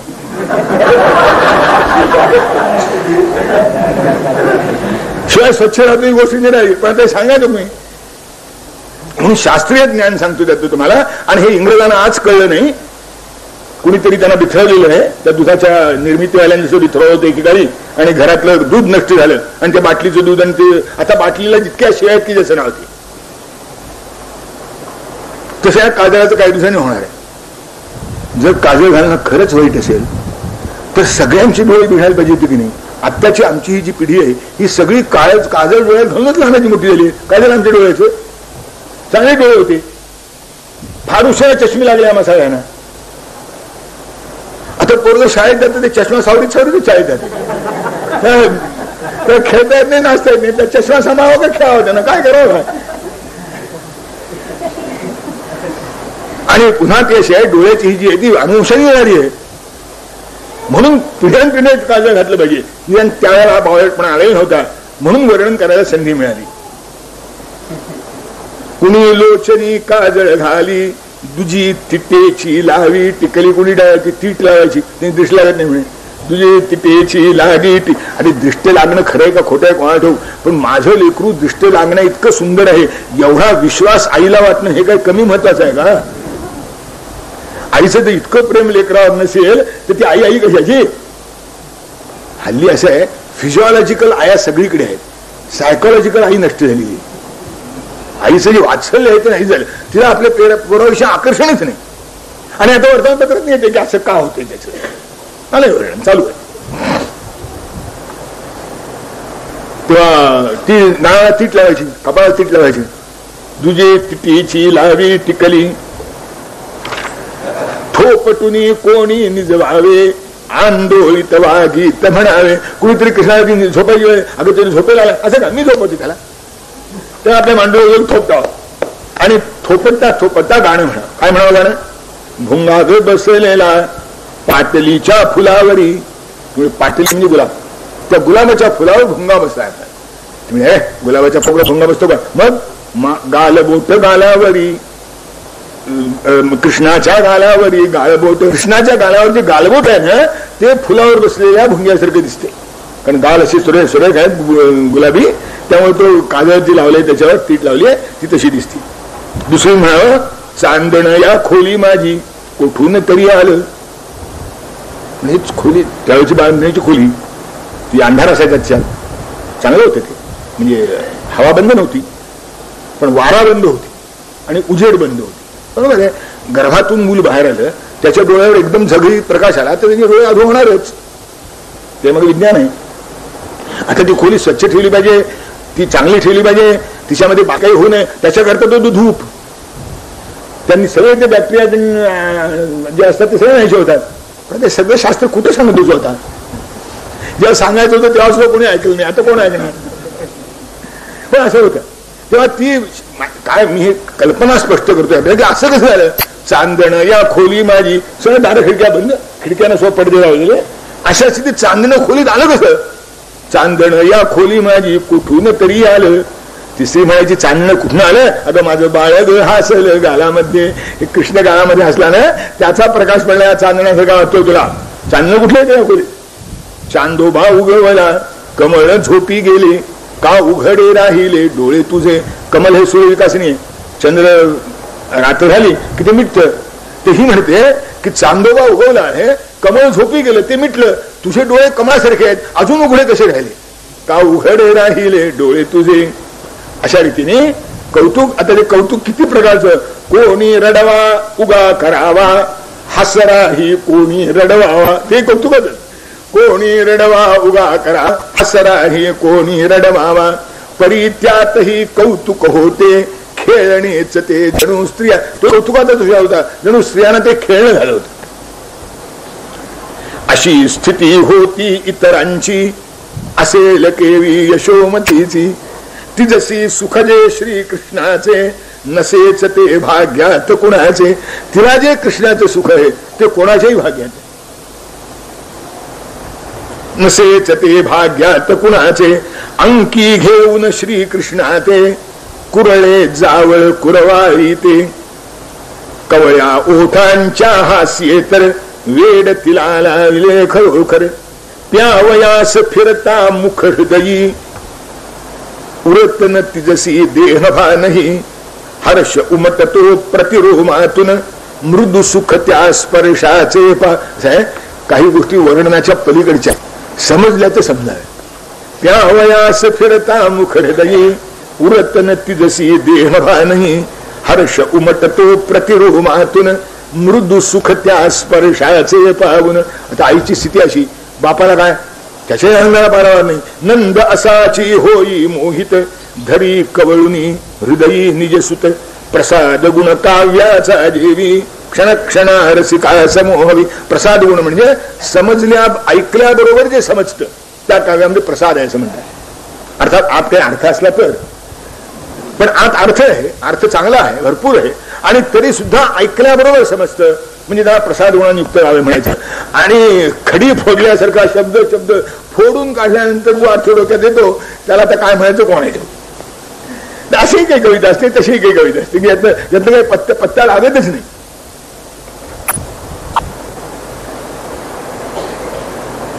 त्या आनंद काव्याचा प्रसाद गुण जसा कवीला श्रोत्याला रसिकाला मोहित करतो, अर्थात रसिक असला तर मात्र ते एका कवीनं वर्णन केले. तो म्हणतो देवा इतरता पशानी यथेच्छया वितरता निसहे चतुरानन. भगवान काय तुम्हाला आमच्या कपाळी दुःख द्यायची असती ती सगळी द्या, मी ती मोठ्या आनंदाने सहन करतो. पण अरसिकेषु कवित्व निवेदनम शिरसी मालिक मालिक मालिक. अरसिकाच्या पुढे कवित्व सांगण्याचं माझ्या नपकी आणू नको म्हणाले. सुदैवाने माझ्या नशिबी गेल्या 40 वर्षात ते आलं नाही एवढं कर अरसिक. असं होत प्रसाद गुण काव्याचा जेवी क्षण क्षणा रसिका समोहवी. गोकुळ इकडे होते पोहत आनंदाच्या सरोवरात, तिकडे होता कंस घाबरा गचक्या खाऊन भीती सागरा. इकडे गोकुळ म्हणजे ते असं संसाराचं वर्णन आहे ना. क्वचित वीणावाद्यं क्वचिदपि चहाहे तिरुदितं क्वचित विद्वद गोष्ठी क्वचिदपि सुरामत्त कलह क्वचित रम्यारामात क्वचिदपि जराजरजरतनु न जाने संसार अमृतमय किमृतमयं वा विषयः. भरत म्हणतो संसाराला अमृत म्हणावं का संसाराला विषय म्हणावं कोणाला तो म्हणाले. तिथे दोन्ही गोष्टी आहेत. क्वचित विद्वद गोष्टी कुठे कृष्ण घरामध्ये चाललं असतं, क्वचिदपि सुरामत्त कलह कुणी दारू मारामारी करीत असतो. दोन्ही त्याच संसारात चालतं. असं कसं घडतं. तसं इकडे झालं होतं. गोकुळ सगळं आनंदाच्या सरोवरात पोहत होतं आणि तिकडे कंस भीतीच्या सागरामध्ये डुबक्या खातो. नाका तोंडात पाणी घेऊन गाता होतो जीविकाचा. मर्या फुले टाळायासी त्या पापी भूपाले मुले प्रजेची मारायासी अधिकारी नेमियले जय हरी सुख कंदा. आणि त्या राजानं आपलं मरण टाळण्याकरता प्रजेची मुले मारावी यासाठी अधिकारी नेमले. त्या डिपार्टमेंटचं नाव कुटुंब कल्याण. मुले प्रजेची मारायासी अधिकारी नेमियले जय हरी. नाही हसायचं काही कारण नाही. अजून आपण कंसा इतके प्रगत झालो नाही. आपण आता फक्त गर्भपातावरच येऊन थांबलो. कंस आणखीन थोडा प्रगत होता. तो बालहत्येपर्यंत जाऊन पोहोचला होता. आपण मागासले थोडे. होईल आपली सुधारणा, ती होणारच नाही असं काही सांगता येत नाही.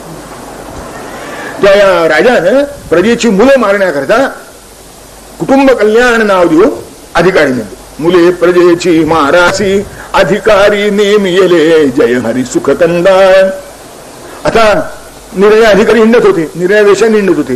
कामाया मधुवेश धरोनी फिरे पूतना बालघातिनी आपुलकीची भाषा मंजुल मधुवदनी हृदयी हालाहल. आणि अशा या कामासाठी पूतना ही एक सुंदर स्त्रीचा वेश धारण करून त्या घराघरातून गावागावातून हिंडत होती. तोंडामध्ये वाणी अतिशय मंजूर, फार सभ्य, मोठी गोड, मोठी लाघवी, देशभूषा मोठी चांगली, कुठे छाप पडावे म्हणतात, छाप म्हणजे नाही इम्प्रेशन पडावं अशी. आणि त्यामुळे तिचं स्वागत घरोघर. आणि ते पाहिलं की तिने एकच काम करावं. काय करायचं. लाव भरी ती विषवक्षोजी. तिने आपल्या स्तनामध्येच विष भरून आणलं होतं. जवळी घेऊन शिशु त्या पाजी जवळ अपथ्य जेवी प्रिय रूपाने मोहन नाशी सहजपणाने. तिने आपल्या स्तनामध्ये विष भरून आणलं होतं. कोणाचे लेकरू पाहिलं की त्याला प्यायला घ्यावं. लोकांना वाटे बाई मोठी माया आहे, कोणाचे लेकरू प्यायला घेते. आणि बाईची माया होती अशी पाश्चात्य संस्कृतीसारखी. जवळी घेऊन शिशु आणि तडफडून शिशु मरता हासे म्हणे मधिशी मेल्या कंसा कंसे. कंसाला मारतील काय मेल्या बरा मेला असं म्हणावं तिला. आता राजसत्ता पाठीशी होती तेव्हा तिचं काही सापडायचं नाही. पुरावा सापडायचंच नाही. पुरावा सापडतो म्हणला तर सापडून देणारा राजीनामा. आता एक प्रकरण आहे का. तो पुरावा सापड त्याने घडवून आणलेली योजना होती ती. पुरावा सापडायचा कसा आणि अपराधी सिद्ध व्हायचा कसा. ही पूतना काही अपराध सिद्ध होत नव्हता. आणि लोक फसायचे कारण तिच्या वेशाला फसायचे, तिच्या बोलण्याला फसायचे. असंच मला सांगा अजीर्ण त्याच गोष्टीचं होऊन बाधतं जे जिभेला चांगलं लागतं. जे जिभेला चांगलं लागत नाही त्याचं कधी अजीर्ण झालेलं आपल्याला आठवत आहे का. किती चांगलं असो तर अजीर्ण होत नाही. अपथ्य जेवी प्रिय रूपाने मोहून नाशी सहजपणाने. आता भगवंताच्या पर्यंत येऊन पोचली. शोषून घे हरी विषस्तनीचे हरिले जणुका पापतीयेचे पाठविले स्वर्गात तियेसी प्रभूचा द्वेषही फलदविचेची. म्हणून आपल्याकडे पूतनेचा उद्धार म्हणतात. पूतना वध म्हणत नाही, पूतना हत्या तर म्हणतच नाही. पुतनेचा उद्धार ही छाताडावर एक लाथ मारली. खास स्वर्गामध्ये तिची जवळ मिळेल असं आहे. आमची मावशी होऊन आली. मावशीला कसं स्वर्गामध्ये स्थान मिळालं म्हणून आता याच्यामध्ये सांगितलं तुझं आठवत असेल की भगवंताच्या जवळ जायचे दोनच मार्ग आहेत. एक ज्ञानेश्वर तुकाराम तरी व्हावं, नाही तर दुर्योधन दुःशासन तरी व्हावं, रावण कुंभकर्ण तरी व्हावं. तेवढी न्यूसेन्स व्हॅल्यू तरी निर्माण करावी, नाही तर इतकं चांगलं तरी हवं. तर आपल्याला काय परवडतंय ज्याचं त्यांनी ठरवावं. पण भगवंताच्या जवळ जाण्याकरता तशी न्यूसेन्स व्हॅल्यू पुष्कळांच्या जवळ असते, पण ती भगवंताजवळ येण्या इतकी पुरेशी नसते. त्याला रावणा इतकं समर्थ व्हावं लागतं. शोषू नघे विष हरिस्तनीचे, पाठ विष हरिले जणुका पापतीयेचे, पाठविले स्वर्गात तियेसी, प्रभूचा द्वेष फलद विशेषी. याप्रमाणे तृणावर्त शकटा सुर गेला याच गतीला अंती, वारुळात जणू धजले मूषक कोल्हे सिंह विघाती. जय हरी सुखकंदा. आणि शकटासुर तृणावर्त पुष्कळ आले. जे आले ते पुन्हा वन वे ट्रॅफिक होता, आलेला परत काही जायचं नाही, त्याला एकदम डायरेक्ट. कसं झालं हे? खऱ्या मृगमदा पुढे कसावा, लसुणीचा दुर्गंध टिकावा. तत्वज्ञाना सन्मुख सांगा, शोक मोह का करीती दंगा. तर्क पंडिता समोर काय, हेत्वा भासाला भेटाय. तसे दैत्य हे कृष्णा पुढती, मशकी ही तू अनंत शक्ती. ज्याप्रमाणे लसणीचा दुर्गंध बाकी कशानेही जात नाही, खऱ्या कस्तुरीने जातो. त्यातर असं आहे, तो बायोलॉजिकल प्रॉडक्ट आहे, त्याला केमिकल टेस्ट फार कमी लागतात. खरी लसूण का म्हणजे कस्तुरी खरी का खुद्द ओळखायला नाही. साधन एकच आहे की एखाद्या बारीक सुई म्हणा, खेळा म्हणा, लसणीमध्ये खुपसावा मी त्या लसणीचा, आणि लसुणी वास म्हणा वाईट असतो. खाणारा असो दुसऱ्याच्या तोंडाचा वास आवडत नाही, न खाणारा प्रश्नच नाही. आता जायला दुसरं सांगताय, अशी ती लसणीचा खेळा बिळा लावावा आणि त्याच्यावर कस्तुरी घासावी. जर कस्तुरीचा वास आला लसणीचा आला नाही म्हणजे कस्तुरी खरी. खऱ्या लसुणीचा दुर्गंध टिकावा, खऱ्या मृगमदा पुढे कसावा. किंवा जो तत्वज्ञानी आहे कसा ओळखावा? शोक मोह ज्याच्या ठिकाणी दिसत नाही त्याला तत्वज्ञानी समजावं. प्रवचन कसं करतो याच्यावर काय अवलंबून? तत्वज्ञाना सन्मुख सांगा, शोक मोह का करीती दंगा. नाहीतर माणसं उगाळत बसतात, तेच तेच पुन्हा पुन्हा, तेच तेच पुन्हा पुन्हा, तेच तेच पुन्हा पुन्हा, याच्याजवळ ते दिसायचं नाही. किंवा तर्क पंडिता समोर काय, हेत्वाभासाला भेटाय. हेत्वाभास म्हणजे फॅलसी. त्याचं एक प्रसिद्ध उदाहरण आपल्याला माहिती असेल, सांगतो की एकाने तर्क मांडला. म्हणजे शहाणी माणसं थोडी असतात, आम्ही अल्पसंख्य आहोत म्हणून आम्ही शहाणे आहोत. शहाणी माणसं थोडी असतात, आम्ही थोडे आहोत म्हणून आम्ही शहाणे आहोत. काय तर्कशास्त्र आहे? ज्या म्हणतात फॅलसी. दिसायला म्हणतो शहाणी माणसं थोडी असतात हे खरं आहे, हे थोडे आहेत हे खरं आहेत, आणि शहाणी माणसं थोडे असतात म्हणून हे थोडे असल्याच्या गुणावर फक्त जाणे झाले काय? या म्हणतात फॅलसी. आता तर्कशास्त्री जो आहे तो यातला जो हेत्वाभास आहे तो उघड करून दाखवतो. तसं या कृष्णाच्या पुढे हे जे सगळे राक्षस आले, हेत्वाभासाला तसे दैत्य हे कृष्णा पुढती, मशके ही तो अनंत शक्ती. कुबेर सुत कृष्णे उद्धरिले, नारद शापे तरू झालेले. असामान्य ही कृत्ये ऐसी, बघता झाले गोकुळवासी. कुबेराची मुलं होती दोन, यमल आणि अर्जुन नावाची. त्यांचाही उद्धार कृष्णाने केला. आणि अशी ती सगळी अघटित कृत्य पाहून लोकांना असं वाटायचं मधून, म्हणजे प्रेम तर विलक्षण होतं. लहान मूल म्हणून त्याला कौतुकाने खेळावं नाचावं तर वाटायचं, पण मध्येच केव्हा तरी असा काहीतरी प्रसंग घडायचा की ज्याला आपण लहान समजतो तो खरंच इतका लहान आणि आपण त्याला मोठेपणाने वागवावं असं आहे का असं वाटतं. आणि त्यामुळे झालं असं, त्या गोकुळामधलं कृष्णाविषयी जे प्रेम आहे ते कसं होतं? तेज रवीचे पूर्वाह्णी वा, मुनी हृदयीचे वैराग्य, कमलाचे सौंदर्य सकाळी, गोकुळचे अथवा भाग्य, यशोमतीचे मूर्त सौख्यवा, नंदाचे वात्सल्य जसे, हळूहळू तेवी आनंदासह बालकृष्ण तो वाढतसे. बालकृष्ण हळूहळू लहानाचे मोठे होत होते. कसे होते? सकाळच्या वेळेला सूर्याचे किरण जसे अधिकाधिक मोठे होत जातात, प्रखर होत जातात, सूर्याचं तेज जसं सकाळच्या वेळी वाढत जातं, किंवा ऋषींच्या अंतःकरणातलं वैराग्य जसं आहे ते जसं वाढत जातं. सामान्याच्या वैराग्याची नेहमी उतरती बांधणी असते. येतो तेव्हा झटका पुष्कळ, तोंड पाहणार नाही, आणि मग आगागमशी मला कुठे नाही असं होतं. पण मुनीच्या अंतःकरणातलं जे वैराग्य ते वाढत जातं. मुनी हृदयीचे वैराग्य, कमलाचे सौंदर्य प्रभाती, गोकुळचे अथवा भाग्य, गोकुळचं भाग्य, किंवा यशोमतीचे मूर्त सौख्यवा, तिचे जे सौख्य मूर्त होतं, तिच्या आनंदाची जी मूर्ती होती ती कृष्ण जसा मोठा मोठा होतो तिच्या आनंदाची मूर्ती मोठी मोठी होत होती. एक तर आनंद मूर्त होता, काल्पनिक नव्हता, प्रत्यक्ष होता, मूर्त होता, साकारलेला होता, आणि तोही वाढत होता कृष्णाबरोबर. नंदाचे वात्सल्य जसे हळूहळू तेवी आनंदास, बालकृष्ण तो वाढतसे. आता काय काय, फिरे ओसरी भिंत धरोनी, पांगुळ गाडा कधी घेऊनी, निज जननीच्या धरून अंबरा, महत्प्रयासे चढे उंबरा. उमरा ओलांडणं कठीण, आईचा ओचा धावा तेव्हा उमरा ओलांडता यावा, इतकं कौतुक होतं.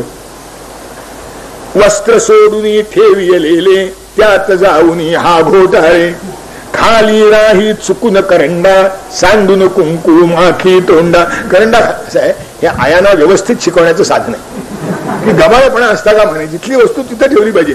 चुकून करंडा खाली राहतो असा, वस्त्र सोडून ठेवलं लगेच उचलून नको ठेवायला. वस्त्र सोडून ठेवलं की आणि त्यात दोन घोटाळा, बरं ते 9 वार त्यात घोटाळा म्हणजे ते बाहेर मोरला, मग आईने धाव द्यावं, असं कसं सापडलं तू खाली का ठेवलं म्हणूनही त्यांनी, पण आईच्या लक्षात आणून द्यावं की असं खाली का ठेवलं, लगेच आवरून का नाही ठेवलं. वस्त्र सोडून ठेविलेले त्यात जाऊन हा घोटाळे, खाली राही चुकून करंडा, सांडून कुंकू, सगळ्या तोंडाला कुंकू, हातापायाला कुंकू, अंगाला कुंकू. आता त्या आईला राग यायची म्हणजे हसायला द्यावं. सांडून कुंकू माखी तोंडा, करी यशोदा तुलसी पूजन, कृष्ण उभा पाठीसी येऊन, उदकाडीचा धरण्या धूर, बघे पसरून इवला साकर. तर उदबत्ती लावली आहे, आईच्या पाठीवर आहे, ती उदबत्तीचा धूर पकड, आता सापड आई उदबत्तीचा धूर सापडत नाही, उदबत्तीचा धूर सापडायचा कसा, असं रोज काहीतरी नवीन गंमत. एकदा काय झालं, घुसळण करिता कधी एकदा, मध्येच गेली आत यशोदा. हा बायकांचा स्वभाव आहे, एक काम कधी तडीला लावायचं नाही, हे थोडं ते थोडं ते थोडं ते थोडं ते थोडं करून ठेवायचं. दूध चुलीवर ठेवायचं, इतर कामं काढायची, ते उठू गेलंच पाहिजे. तसं काय ते झालं, घुसळण करता करता मध्ये काठ मध्येच घुसळण करिता कधी एकदा, मध्येच गेली आत यशोदा. बालकृष्ण ये डेऱ्या पाशी, काठ धरून उंचवी पदाची. ते आले दाराशी, त्या डेऱ्याजवळ आई आत गेली होती. आता ते डेरा उंच, दूध पुष्कळ, रांजणासारखा डेरा, ते काठ धरून वर चढले, पण तरी ते आत हात धरून ती लोणी कुठे हाताला लागते. काठ धरून उंचवी पदाशी, त्याचा उचलल्या आत हात पोचवा म्हणून. परी बघे आतले लोणी घ्याया, परी हो तसे खटपट वाया. आता एकच मार्ग लोणी हाताला लागण्याचा. रागे मग उलथिले दुधाणे, धावत ये जननी तच्छ. ते सगळा रांजणच म्हणजे माठ होता जो, तो ढकलून दिला. आवाज ऐकला आहे ना, 10 दिवशी आवाज झाला तो. इकडे ही जननी ते मूर्ती ते ठाई, दो हाती लोणी खाई. मुख पद पोट ही लडबडलेले, ताक दूरवर वाहत गेले. पाणी माठ पडलं, ताक व्हायला, आता लोणी ते साचून राहिलं. हे जवळ गेले, दोन्ही हाताने लोणी खायचं काम चाललंय. गाल, ओठ, नाक, पोट, हात सगळं बरबटलं, आणि तिथे काळ्या रंगावरती लोणी असं उठून दिसत होता म्हणतात त्याचं नाव. मुखपद पोट ही लडबडलेले, ताक दूरवर वाहत गेले. काय एवढं दूध लोणी नासलं, ताक वाया गेलं. आता राग येणं नाही, दुसरं काय होईल. किंवा म्हणून यशोदाला राग आला. हात पकडून श्रीकृष्णाचे, प्रयत्न हे रागे भरण्याचे. करी तयावर मोठे डोळे, परी कौतुके हसूच आले. आणि ते हात बी धरून आता रागवणार, रागवायला म्हणून तोंड उघडणार. ते कृष्णाचं ते तोंड पाहिलं, मोठे डोळे करता करता, आणि ते अवतार करून हसायला चाललं. आता हे खालच्या पोटात ते चालत नाही, वरच्या पोटात दिली पाहिजे. म्हणून नंदा पुढती तसेच नेले, विचित्राचे ते ध्यान सावळे. सावळी रंग आणि ते लोणीच्या अंगाला लागले. तिने तसंच उचललं नंदाच्या कडून. म्हणजे बघा तुमच्या लाडाचा परिणाम हा ठरलेला, त्यांनी यांच्यावर यांनी त्यांच्या, तुमच्या लाडामुळे असं होत. नंदा पुढती तसेच नेले, विचित्रसे ते ध्यान सावळे. हासे दाबुन वदे यशोदा, या समार पाहिजे एकदा. त्यांना मारला पाहिजे, ते फारच त्याचे खोड्या वाढायला लागले. असं यशोदेनी नंदाला सांगितलं. आता नंदाने म्हटलं, नंदे चुंबियले प्रेमाने रडव्या कृष्ण मुखासी. आता ते माराचं नाव ऐकल्यावर आता वाटलं खरंच मिळतो का वाटत, म्हणून कृष्णाचं ते जरा गोरमोरं झालं, जरा रडवं झालं. त्या रडव्या मुखाचं तर रडवं तोंड पाहिल्यावर मारायचं कारण काय, आधीच कामून गेलं. जे मारायनं घडायचं ते आधीच झाल्यावर तर कोण मारतील. नंदे चुंबियले प्रेमाने रडव्या कृष्ण मुखासी शिक्षा याहून दुजी असे का असल्या अपराधासी जय नारी चुक. अशा अपराधाला याच्यापेक्षा मोठी शिक्षा करायची असते, हीच शिक्षा पुष्कळ असते.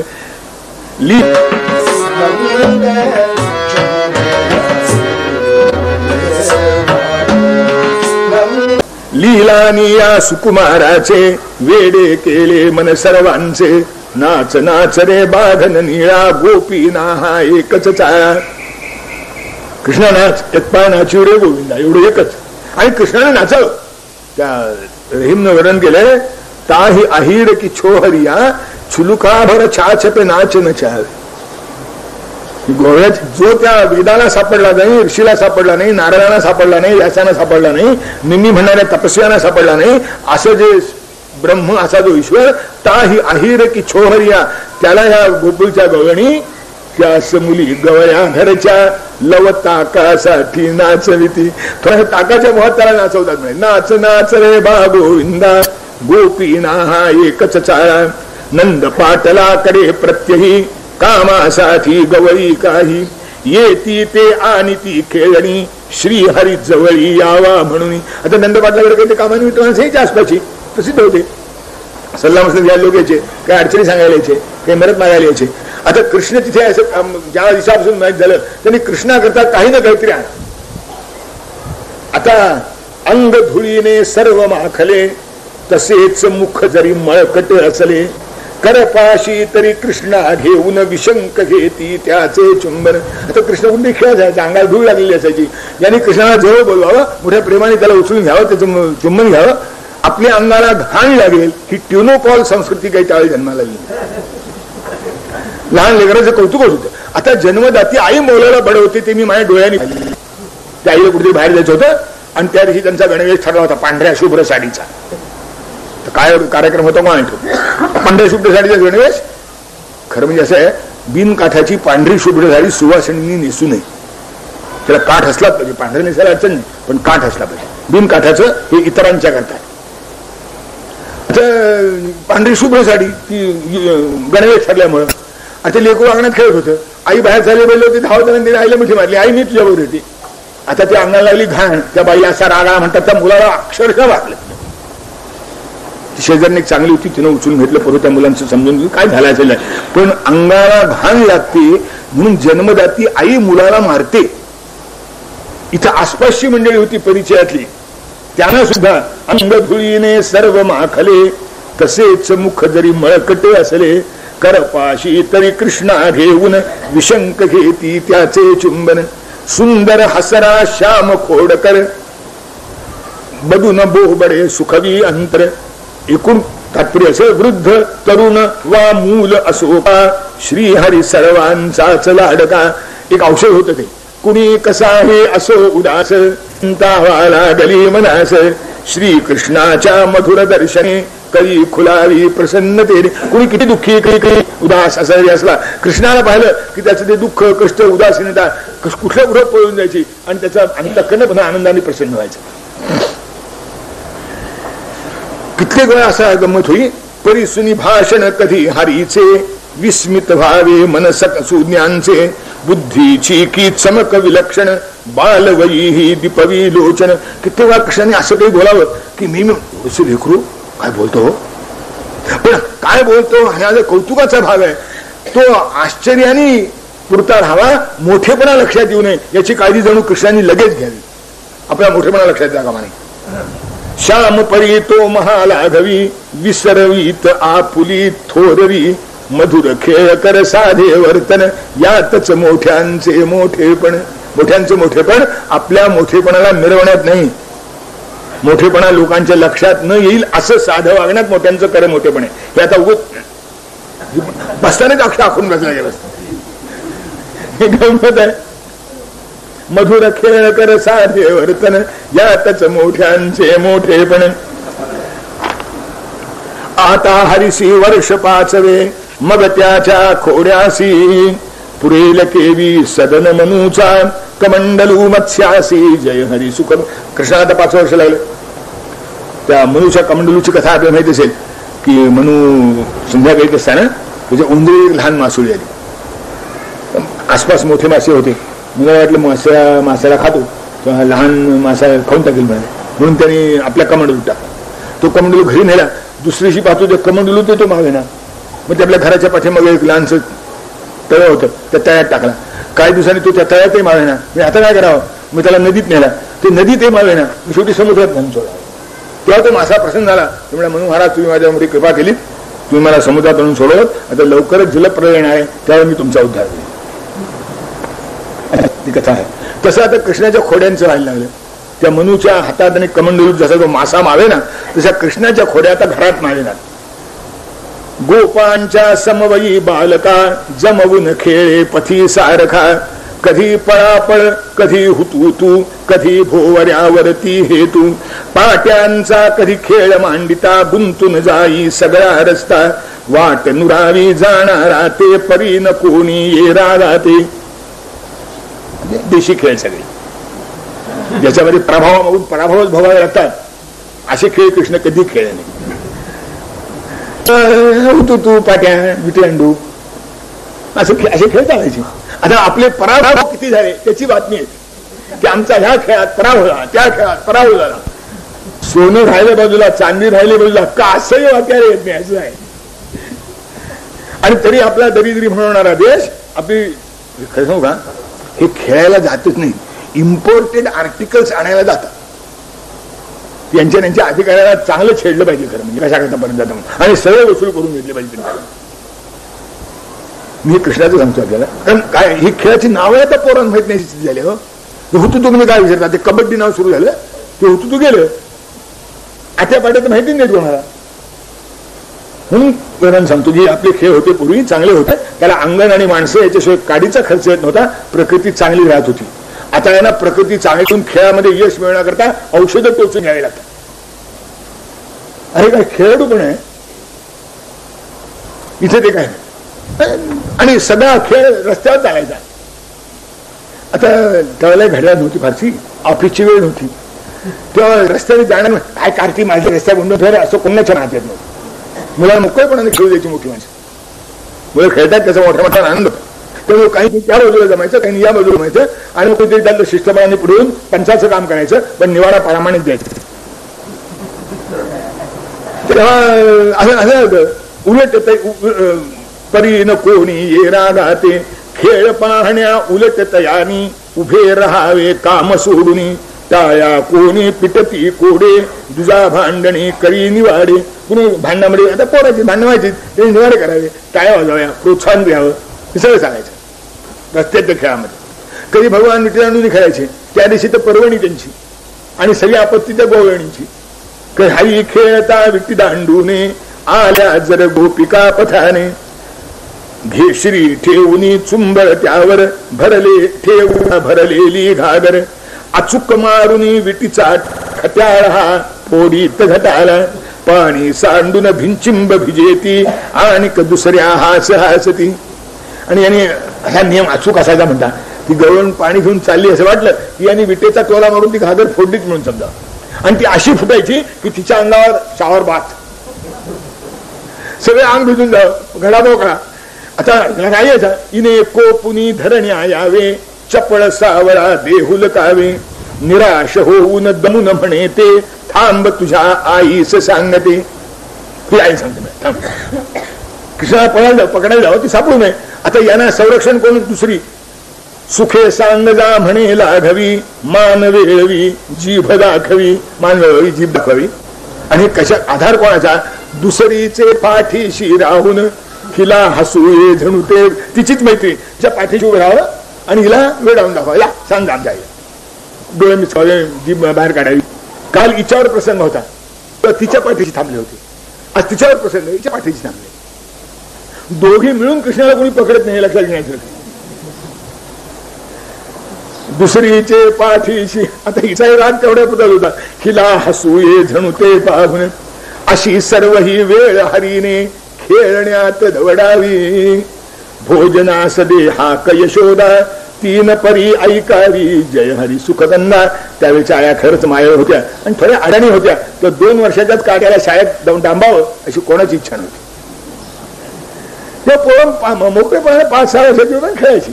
मी आजकाल वर्तमानपत्रात कुठेतरी ऐकलं, त्या परदेशामध्ये 7 वर्षाच्या आत मुलाला शाळेत प्रवेश देत. सकाळी केव्हा खाऊन गेला कोणा ठेवू येईल जेवायला. हा तीन परी ऐकाल यांनी ऐकूच नाही. किती खेळ खेळला तरीही थकवा श्री कृष्णासी नाही. यांना काही जमायला व्हायचंच नाही. किती खेळ खेळला तरीही थकवा श्री कृष्णासी नाही.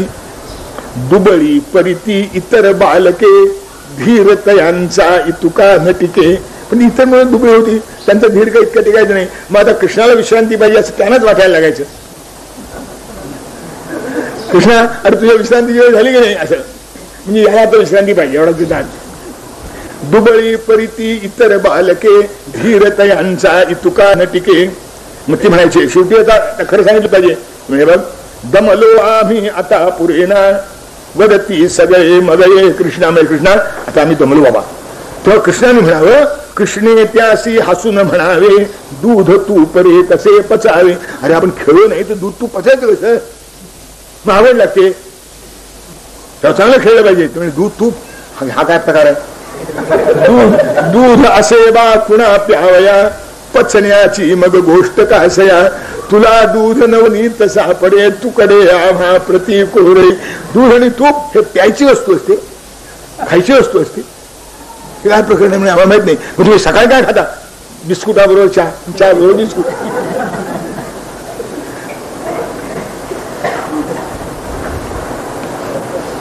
कृष्णाने विचारलं म्हणजे काय, तुम्हा घरी आहे ना बोधन. कृष्ण विचारी विस्मित होऊन, दुभते त्याचे कोठे जाते, उत्तर ये मथुरा शिबिराती. अरे तुमच्याकडे गाई आहेत ना, आहेत ना, मग त्याला दूध देतात की नाही. बहुतेक देतात. अरे मग जातं कुठे ते दूध, म्हणजे सगळे मथुरेच्या बाजारात. मथुरा काय मथुरेच्या बाजारात, सगळे मथुरेच्या बाजारात. तुम्हाला उपाशी ठेवून म्हणलं काय मुले ठेवून उपाशी, पुसे मुरारी सरोष त्यासी. काय करणार म्हणजे कृष्णा, भाव चांगला तेथे मिळतो, कोण आमुचा विचार करीतो. तो चांगला भाव मिळतो मिळेल तिथे. अरे पण चांगला भाव तुम्ही करतात का, पैसे आणतात. अरे पैशाचं काय करतात, ट्रान्झिस्टर घेतात. पूर्ण उपाशी ठेवून या धडा शिकवायला पाहिजे. दूध दही लोणी, कृष्ण तो आता पोरं एक गमती सांगतात. दूध दही लोणी घृतते ही जात विकाया सर्व. दूध विकायला जातं, दही विकायला जातं, लोणी विकायला जातं, तूप विकायला जातं, ताक सुद्धा म्हशीला पासाटणारे. पेंद्या म्हणतो खरवड मिळते, हेच आमुचे दैव जय हरी सुख. तेव्हा तरी आपल्याला, पण आपण चांगलं सशक्त झालं पाहिजे. नाही सशक्त झालं पाहिजे, विचारी झालं पाहिजे, नीतिमान झालं पाहिजे. इतक्या सगळ्या गोष्टी आपण मिळाल्या पाहिजे, तर शास्त्राचं गाणं आपल्याला ओढता येईल. आपण जर हे खाल्लंच नाही तर पुढे स्थिती व्हायची कशी. म्हणून याला उपाय काय, उपाय मी सांगतो म्हणा. गोरस खाऊन बल मिळवावे, असले वय हे अमुचे जय हरी सुखकंदा. आणि हे सगळं कोणा करता, अविचारे जो छळी प्रजेसी, त्या कंसाच्या पशुसेनेसी. पोसतात हे धन लोभाने, घरी पोर कळवळे भुकेने. घरी पोर भुकेने कळवत आहे आणि पैसा करता त्या पशुना दूध तूप पंचतारांकित होते नाही. मग गोकुळातले गोरससाचे आहे गोकुळ वास जनांचे. आम्हा पुरोनी उरल्यावर ते सुखे विकाया मग जावते. आपण गवळीच म्हणजे त्यात विकायची राज कशाची, पण आम्हाला पुरवून उरल्यावर मग विकायचं. आम्हाला उपाशी देऊन हे व्हायचं नाही म्हणाल. सगळी पोरं म्हणाली कृष्णा हे सगळं आपलं म्हणणं खरंय, पण ऐकतो कोण, म्हणजे सांगायला जातो कोण. सत्यासे हे भाषण सगळे, कोण परी मानील आपुले. वदे वाकड्या कधी आम्हास सरळपणाने मिळेन गोरस. आम्हाला गोरस सरळपणाने मिळेल असं काही मला वाटत नाही. ठीक आहे ना, सरळपणाने असलंय. तू बाहेर काढताना सरळ बोटानं येतच नाही म्हणतात, थोडं वाकडच करावं लागतं. आणि त्याचे तोंड जास्त लहान असलं तर आणखीन वाकडे करावं लागतं. उगीच चिंता कशास त्याची, उणीव येथे ना युक्तीची. कृष्ण म्हणे घेऊन चऱ्हाटे या मज जवळी उद्या पहाटे चऱ्हाटे घेऊन या. कृष्ण चऱ्हाटा दुधाचा काय संबंध? पुढाऱ्यावर विश्वास ठेवा. तुम्हाला दूध प्यायला मिळण्याची कारण चऱ्हाटाचा दुधाचा काय संबंध? काय कारण आहे? आता पोरं ती कृष्णाच्या ऐकले त्यांनी.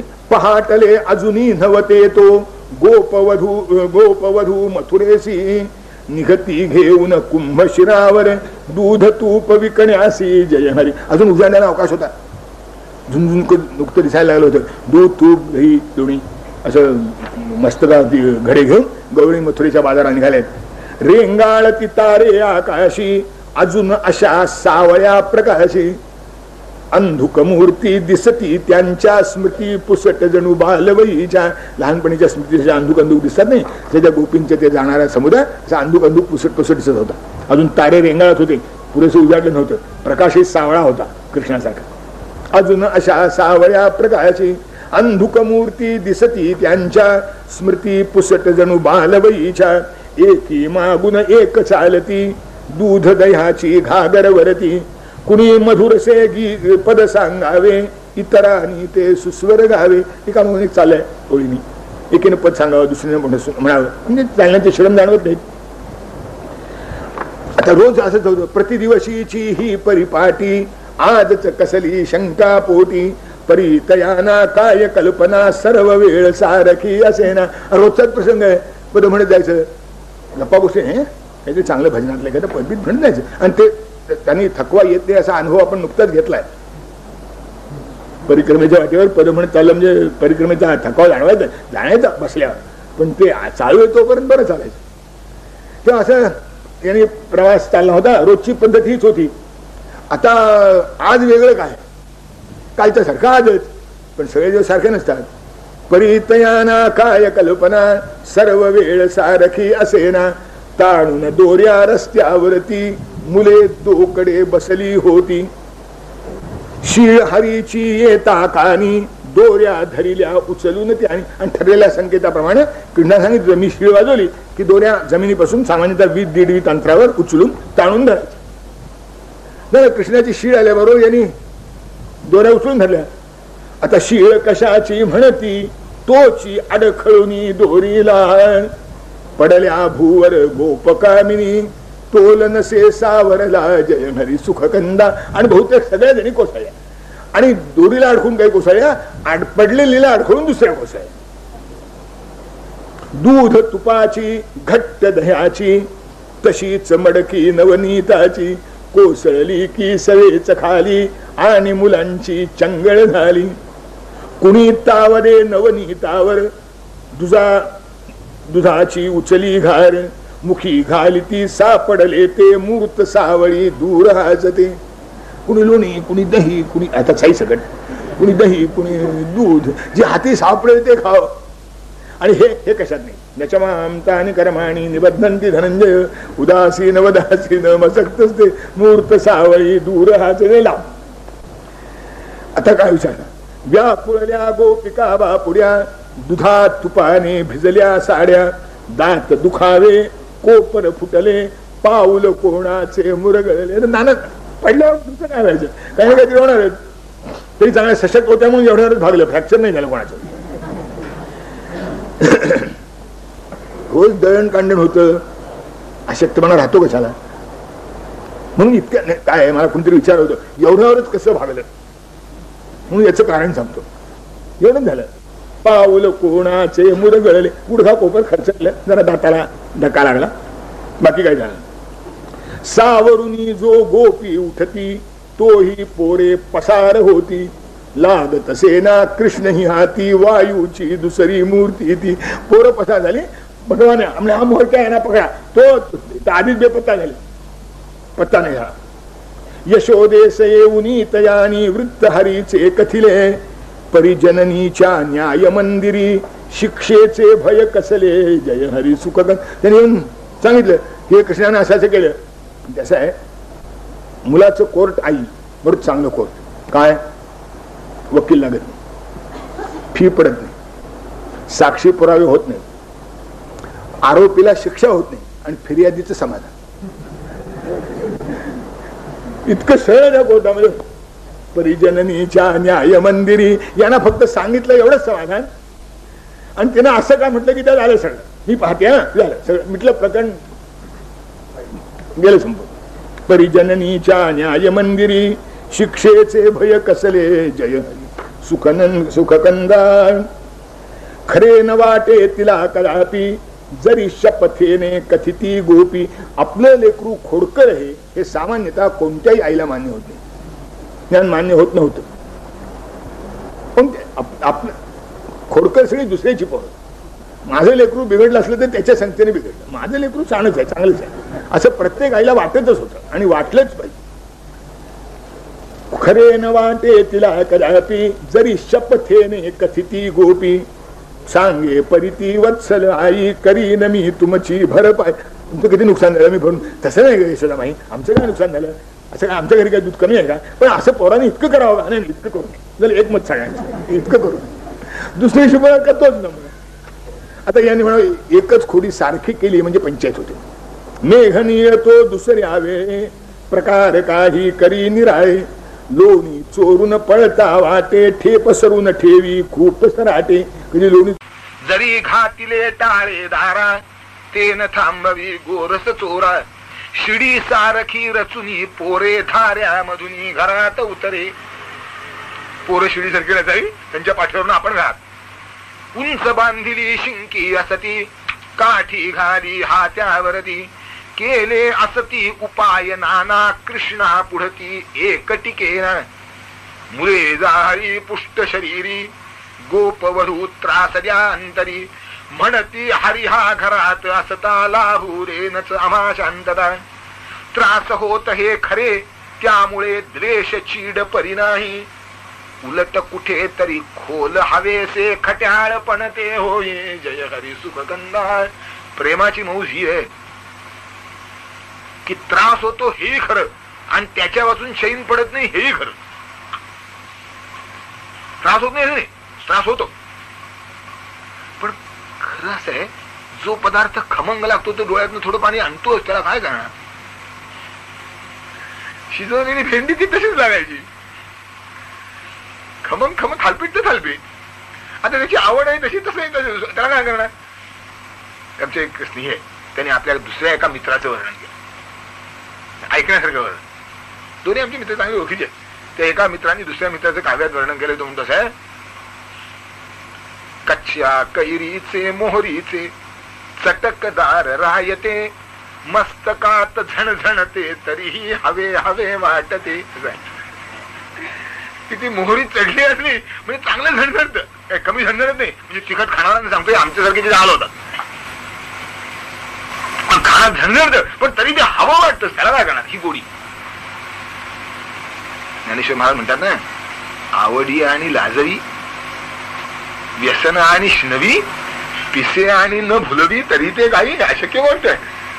म्हणजे त्याचे ते दोष तसेच गुण तसेच आवड निर्माण झाली की गुणदोषा सकट आसक्ती आहे त्याच्याविषयी. दोष दोष नसतोच नाही पण तो आहे त्याला काय करणार, तो तसाच पत्करला पाहिजे, गती नाही दुसरी. आणि त्यामुळे तसंच झालं ते गोपीला ते खट्याळ पण कुठेतरी आत नको म्हणजे त्रास करा पण तरी सुद्धा त्याच्याविषयी हवं हे वाटतच होत. आवड त्याच्या वागणुकीतील विचित्रतेचे बोचत जरीसल सुख करता तरी त्यातही घेई प्रेमाची की ही नवलाई. मला एक कुटुंब आठवत. नवरा बघ दोघंही चांगली, दोघंही प्रौढ, पण नवऱ्याला स्वयंपाकाला अजून चौकशी करायची मोठी सवय.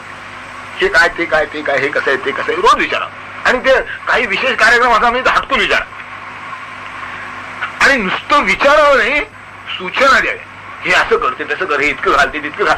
ते बायकोला त्रास होते की हा काय उच्चार आहे. ते म्हणजे अहो ते कळलं ना सगळं, नाही तुला काय कळत नाही, मग ऐकायला बिघडतं, मग काय करायचं.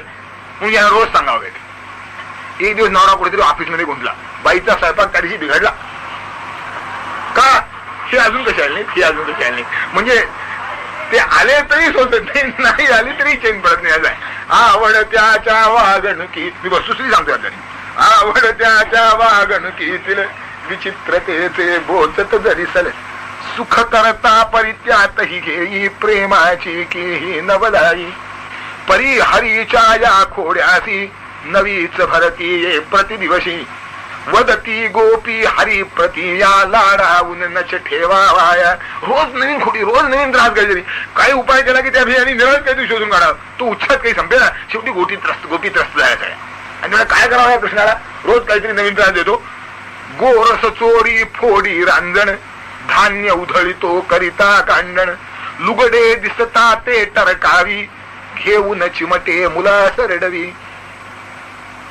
खोडी विणे हा न बसे जराही शिक्षा परिया करवे न काही या लाघव्या ते बघताच बाई चित्तातला राग विरोनी जाई.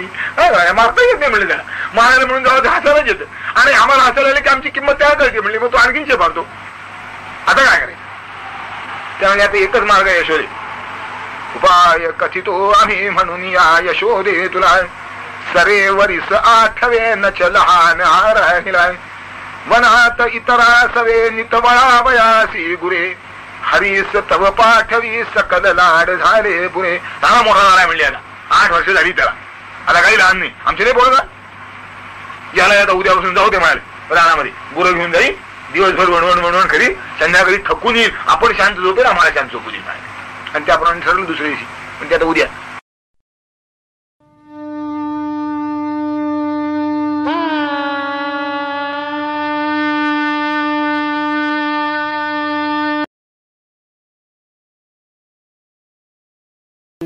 गोपाल गाते चले कृष्ण गोविंद गोपाल गाते चले मन के विषयों के विष से हटाते चले मन को विषयों के विष से हटाते चले इंद्रियों के न घोड़े विषय में अड़े इंद्रियों के न घोड़े विषय में अड़े जो अड़े भी तो संयम के घोड़े पड़े जो अड़े भी तो संयम के घोड़े पड़े तन के रथ को सुपथ पर चलाते चले तन के रथ को सुपथ पर चलाते चले कृष्ण गोविंद गोपाल गाते चले कृष्ण गोविंद गोपाल गाते चले नाम जपते रहे काम जपते रहे काम करते रहे पाप की वासनाओं से डरते रहे पाप की वासनाओं से डरते रहे सद्गुणों का परम धन कमाते चले सद्गुणों का परम धन कमाते चले कृष्ण गोविंद गोपाल गाते चले कृष्ण गोविंद गोपाल गाते चले लोग कहते हैं भगवान आते नहीं लोग कहते हैं भगवान आते नहीं द्रौपदी की तरह हम बुलाते नहीं द्रौपदी की तरह हम बुलाते नहीं रुक्मिणी की तरह धुन गाते चले रुक्मिणी की तरह धुन गाते चले कृष्ण गोविंद गोपाल गाते चले कृष्ण गोविंद गोपाल गाते चले लोग कहते हैं भगवान खाते नहीं लोग कहते हैं भगवान खाते नहीं भिल्ली की तरह हम खिलाते नहीं भिल्ली की तरह हम खिलाते नहीं शाक प्रेमी विदुर संजिमाते चले शाक प्रेमी विदुर संजिमाते चले कृष्ण गोविंद गोपाल गाते चले कृष्ण गोविंद गोपाल गाते चले दुख में तड़पे नहीं सुख में भूले नहीं दुख में तड़पे नहीं सुख में भूले नहीं प्राण जाए मगर धर्म भूले नहीं प्राण जाए मगर धर्म भूले नहीं धर्म धन का खजाना लुटाते चले धर्म धन का खजाना लुटाते चले कृष्ण गोविंद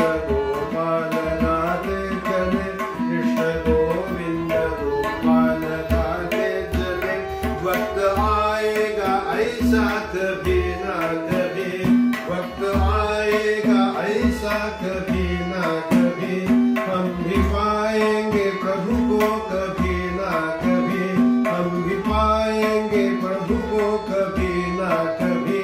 ऐसा विश्वास दिल में जमाते चले, ऐसा विश्वास दिल में जमाते चले।